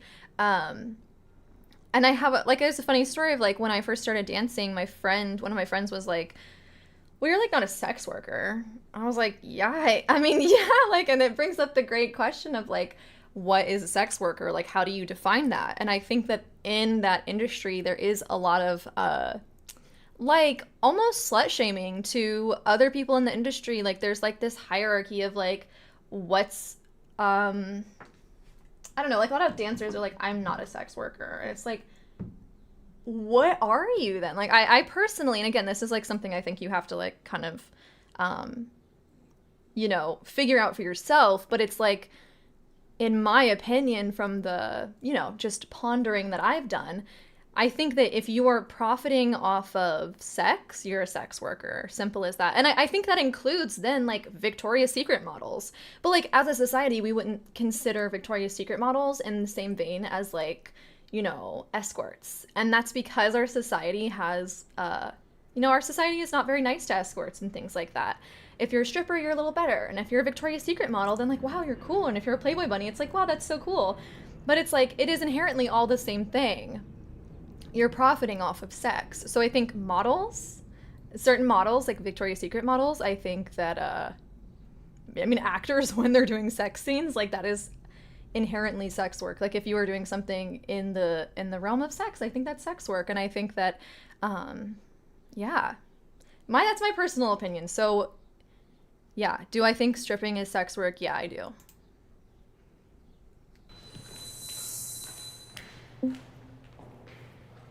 I think there are varying degrees of sex work. I think that there's a spectrum, and I think that as a stripper, I was on the spectrum of being a sex worker. I wouldn't necessarily. Oh my god, I'm gonna talk so much. I feel like I can see it in the other people where they, and I'm not trying to generalize, and I'm not trying to like say what they're feeling, but I just feel like I know from my experience, like, a lot of dancers don't like being labeled as sex workers because they think, like, ew, that's icky. Like, I don't do that. I'm just a dancer. And it's like, there is, like, this, like, feeling of being better than, like, people who do porn or, like, people who are, like, full service. Like, it's like, just be nice. Like, just, like, you're not better than them. You're not worse than them. Like, it's just so weird. Can you imagine if, like, baristas were like, I am not in the food service industry. Like, I am in artisanal drink making, and I'm not like those nasty chefs. Like, I'm not like a McDonald's worker. It's like, you are all in the food service industry. Like, just because you think you're better than them, like, just because you think your food or your drink is, like, more artisanal or, like, better, it doesn't, like, you are literally in the food service industry, and, like, work on yourself, like, really work on yourself, and just, like, yeah. Sex worker in the past because I didn't have enough education on what a sex worker was, and I also feel like I've not earned the right to call myself a full service sex worker, so that's why I just prefer sex worker, because there's a higher degree of sex work above stripping, I think. I don't find myself to be a sex worker. I find myself to be creative. When I'm on stage performing, even though it's sexual, you're creating. Whoa. What a take, my dude. What a take. I'm not a sex worker. I'm an artist. I'm a fucking artist, man. Like, you can be both. A whole act. I agree with, that it is an art form and that you are creating, a whole persona, whether it's, the fireman act or your cop act, cowboy, something like that. But still in the sex industry. And, you sexy ass dude, don't try to deny it.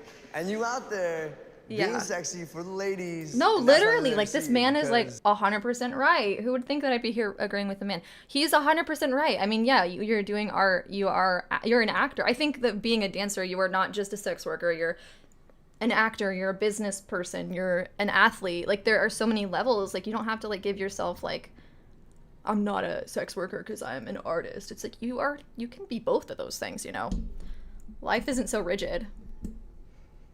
Yeah. It's sex. Sex sells. For me, a lot goes into what I do at work, the way that I put myself together, the way I present myself, the way that I do hair and makeup and glam and outfits, and all that kind of stuff goes into it. And I think that goes more into entertainment than it would sex work. I have so much to say. Don't you think that, because then it's like, do you think that people who do other adult entertainment, like videos, like, are not putting in time to their hair and makeup? Because, like, I know, like, hair and makeup artists who work specifically on adult entertainment sets, and those people, I mean, yeah, you would say porn stars are sex workers, like, simple as that. And it's just, like, it does feel like people are trying to, like, be like, I don't know. It's interesting. It's interesting that people are it's a very strong reaction. Like, when you're out there, that the majority of your clientele is men, right? Yeah.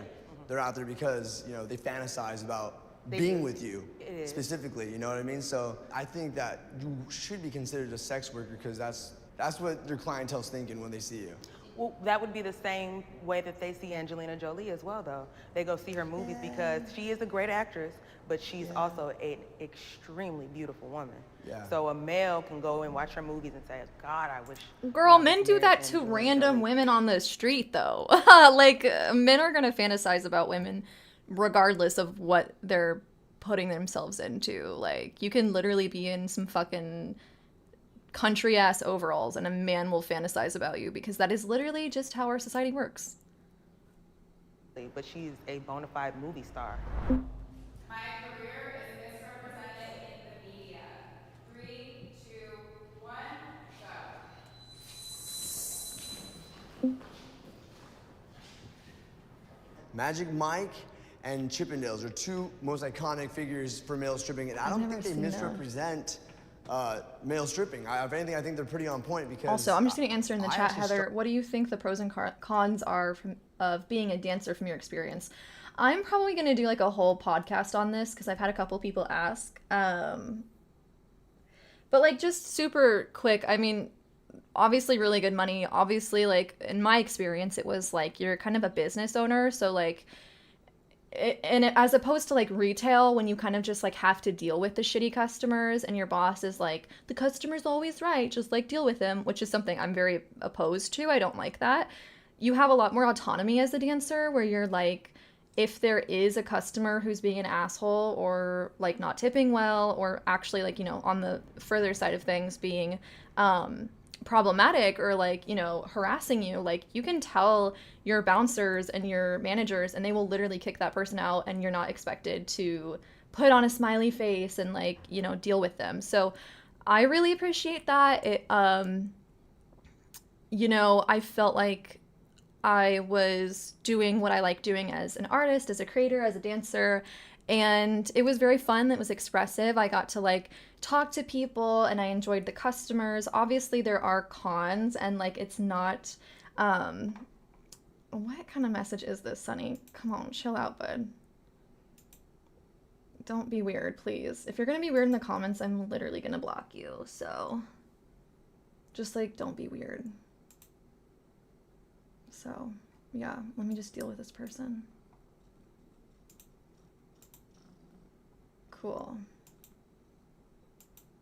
No one can see you anymore, Sunny, so make less weird comments.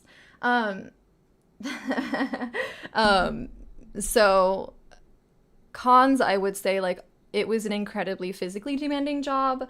I mean, like, wearing heels for like 6+ hours a night and being constantly on stage or in the VIP room, like you're always dancing, you're always on. So it is definitely demanding emotionally and physically. And I didn't love the, like, my whole like rhythm was off with like going to bed at like 4 a.m. And I was doing it when I was in college too. So I was like going to bed at 3 or 4 a.m. and then waking up at like 7 to do finals. And like, that was not super fun for me. And I enjoy like, yeah, waking up early and not like sleeping so late. So yeah, there's more, but I'll go into it later. But that's just like a quick little info about it. Started dancing because I watched Magic Mike. Yeah, that's what got me thinking, like, I could do this. Yeah, I want to be a male stripper. And since I've started dancing, it is very similar I've to actually the never movie, seen you know? Magic Mike. You got the review, you got the house parties, and that's pretty much, it's cut and dry. But we got a lot of people that think that we gay too a lot of times. I get women all the time saying, are you gay or your dancer gay? I have nothing against gay people, but... Where's that media come from though? Like, you know, like where do they get that idea? Society says that women can move seductively. It is sexy, it is looked at as beautiful. When a man does it, it's looked at a little effeminate. Gyrating? Like yeah, this? it's thought of like being this? feminine. Yeah, that's... Give us an example. This is gay? Gay. This is gay? It's just most men I don't do not agree, have but that it's kind of fine. coordination and rhythm. Okay. It's wild because customers will talk to me or talk to, you know, dancers for a little bit, and then they'll be like, wow, you're Yeah. kind of smart. And like they're surprised. Or they're like, wow, you're funny. And But they I'm say like, that to us too. They don't think we're smart at all. I had a either. They just manager put one gas on the time, body. and I was in the dressing room like getting changed, and I heard him talking to a customer, and he was like, you know, actually some of these girls are like really smart. And I was like, yo, Robert, what the fuck? Like, that is an insanely fucked up thing to say. And he's like, what? I'm saying you're smart. And I was like, you are insane and so stupid. And so yeah, I called him out for that because yeah, that is the thing. People will be like, wow, you're actually like really smart. You're like really fun to talk to. You're actually funny. Huh? What? It's like, yeah, it's crazy that we're like literally people. It's really funny. That's all they think we are too. Jokes that I see all the time is that we are supporting our drug habits and our children, and like we're just turning tricks all the time. Yes, some of those things are true, but that's not all it is. And then like on Family Guy, is it Family Guy or American Dad, where they're basically like strippers have no souls? And I've actually had people say that to me because they're learning it on TV, and I like told her very kindly, like, don't ever say that to someone ever again. You learned the wrong information. That is not how we are.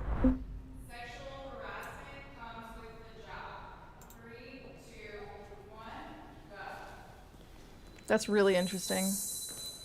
That's an interesting lineup. I mean, yeah, I think it does come with the job. Do I think it should? Do I think that it should? No. I don't think it should come with the job. I think it should also be like promptly stopped and make fun of those men. But I do think it comes with the job. Like, it's just how our society is. Like, our society really does. I mean, yeah, it just, yeah, I do think it does. For example, the DJs that we have, sometimes they're like really touchy with the girls. And if you're not the type of girl that likes to get touched, then you tell them no. Like, they won't put you on stage, and they will skip you, and they will put girls ahead of you. So it's either you're gonna really tip them, and I tend to like tip them a lot. Yeah, and I have always like kind of bumped heads with some of the DJs because of that. I mean, it's wrong. And then sometimes like the customers are really touchy, and it's kind of like, you know, I don't know. I've never personally had that experience. Customers, they can get drunk. But, you know, I've never had anything outlandishly disrespectful. Where is she dancing at? Because, y'all, I have some crazy stories. Recognized by people at the mall and stuff, and I've had really nasty things said to me. So would you say outside work, you get harassed more than inside work? Would you If think? somebody, yeah, because I mean, I'm free game at the mall. I'm shopping, I'm on my phone, and I just hear somebody down the hall, like, screaming, you know, you strip. You know, they call me the B word. And I'm like, who is this person that turned around? And he was like, when you in the club, you act like you don't know me. That's crazy. You can't dance with me, you don't see me. You think you too good and stuff like that. Like, I've been cursed out. Malls, parties, all kind of stuff. Called sluts, all kind of stuff. That does happen. There's a difference between, you know, male stripping and female stripping because you got bouncers, you got security, you've got, like, you know, your employer. Male stripping is, you know, independent contracting. So when we show up to a party, it's usually house parties. It's the majority of our work. You know, there are reviews, but you're only there for what, like 1 to 2 hours at a club, and we're men. It's just like a classic case, you know, I don't know, since way back when, since the beginning of time, that women have always been, you know, victimized and sexually harassed, and it's kind of hard to sexually harass a man, I feel like. I've had people punch me when I was on stage. I've had people like try to finger me during a lap dance. I've had everything. People untie your bikini, people touch your, everything. Touching your face is gross, like. But I think you should expect somewhat of like some sexual harassment from a situation that's sexually charged, especially if you add alcohol to it. Sometimes I like the sexual harassment. I'm not gonna well, I'm lie. not saying that you should like it or you should have to like it, but you should kind of expect it sometimes, or like be prepared for it at least.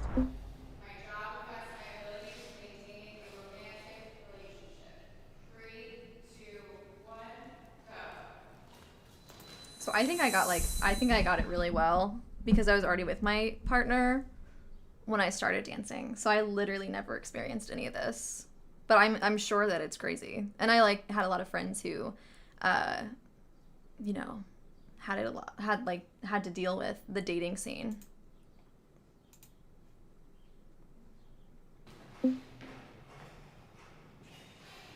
I am a dad of 3 kids. When they come see me in Cali, I don't dance. I shove it to the side for 3-4 weeks.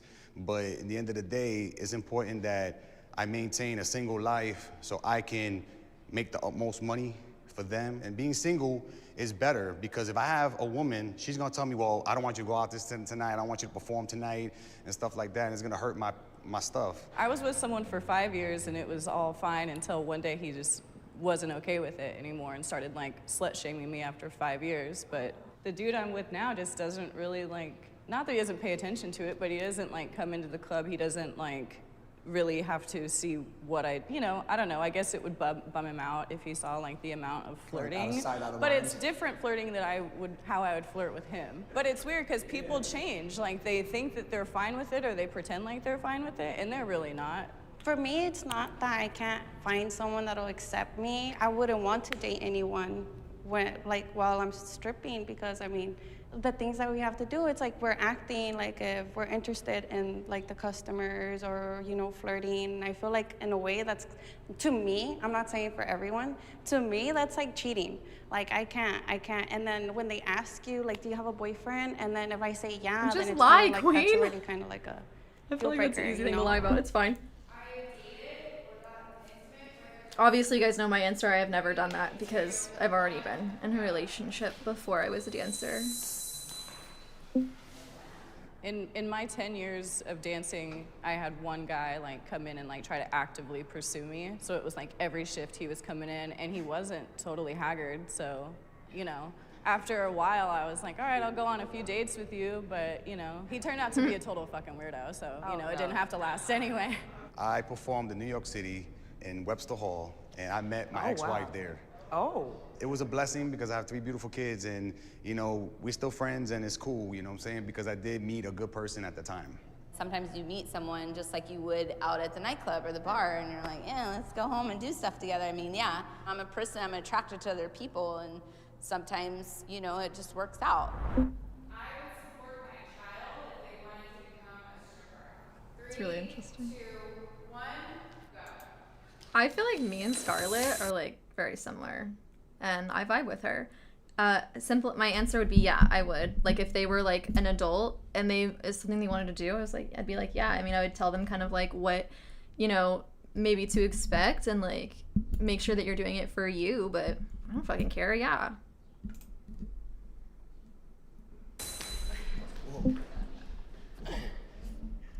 I didn't have like the greatest like upbringing. My mom was pretty terrible to me. Everybody was, like, you know, so I grew up kind of like loner. Oh my gosh, to even think about like my daughter, I feel like I'm there. Like, I feel like she can do so much more than dancing than what I'm doing. I'm not saying that stripping is bad because it pays my bills, and there's beautiful women that you meet and they're there because they're single moms, but I just feel like my daughter there's something so much better that she can do than this. I mean, I didn't have a bad childhood, and I ended up in something like this. I was actually very well supported my entire life as a child and given every opportunity, and I still did it, and it was my choice. But this is something that you're not going to be able to do when you're 40, really 50 years old, 60 years old. I think that's such a funny take, and I think that that's a big thing where people use that like against strippers, and I'm not saying anything about her experience, but people are like, well, it's not a real job because you can't do it forever. Do you say that about like football players? Because like that's literally the same with being an athlete. Like when you're a football player, yeah, you're not going to be a football player when you're 80.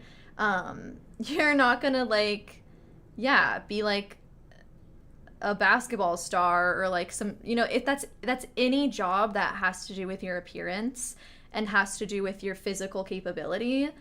And it's like, that doesn't make it not a real job. That just makes it like for a specific like part of your life. And also like, yeah, I don't know. It's just like a weird argument because it's, yeah, it doesn't, there are a lot of jobs where like you're not going to be a construction worker when you're unable to be physically a construction worker. You're not going to be a football player when you no longer can do that. And you're not going to, I mean, yeah. It's the same thing for like a lot of jobs. So I just feel like it's like an interesting take that I feel like is just kind of rooted in I don't know, slut shaming and like misogyny and stuff.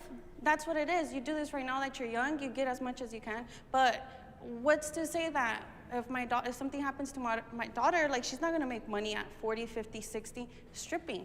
If I had a girl, I'd be scared, you know? I'd be really scared. Scared of what? Scared of her being taken advantage of. Scared of her having bad experiences that you've experienced dancing. You would probably have them even whether or not you did dance. I was date raped when I was 18 by a co-worker, and I wasn't at a strip club. I'm not saying it can't happen. I like her a lot. I feel like she's telling it how it is. And that's true, because it is like, if you're a woman, those things are kind of everywhere. Just because you're not a stripper doesn't mean you can't get raped. I'm saying that you come across and put yourself in a lot more difficult positions being a stripper. I would imagine being a woman from what I've heard from other girls. You don't think so? To her point, I had the complete opposite upbringing. I'm third generation college. I had a great middle class upbringing. I'm in the situation I'm in because I put myself in that situation and I made the adult choice to dance. However, I'm not saying if my child chose to dance, just like my mom, I would demonize them or love them any less. I just would want more for them. But would you support them is the question. Yes, my mother supports me. Would she rather me not be a stripper? Of course. I think that it takes like a strong person to be an entertainer or a sex worker on any level. And if I had a child that grew up to be any of those things, and if it wasn't right for them or if they felt like it was too much for them, I would hope that they would recognize it and get out of it. Because I've seen girls kind of be like emotionally crippled by this job. And that's really hard to see, you know, because it's not made for everybody. I agree with would her just hope completely. that my kid would be aware enough to be like, this sucks for me.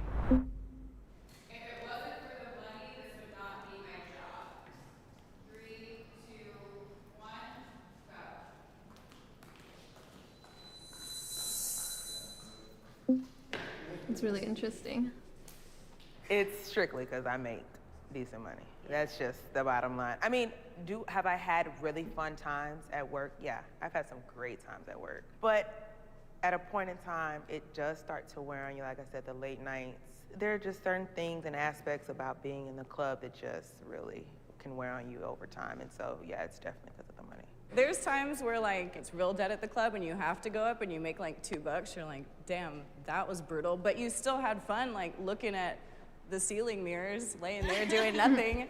I mean, what man wouldn't want to go, you know, to a party there's only women. That's right. And you're outnumbered, you know, 20 to 1, and you gotta take your clothes off. Like, it doesn't sound pretty. It's doesn't fun sound for bad at all us. to It's me. fun. It's fun. We like it.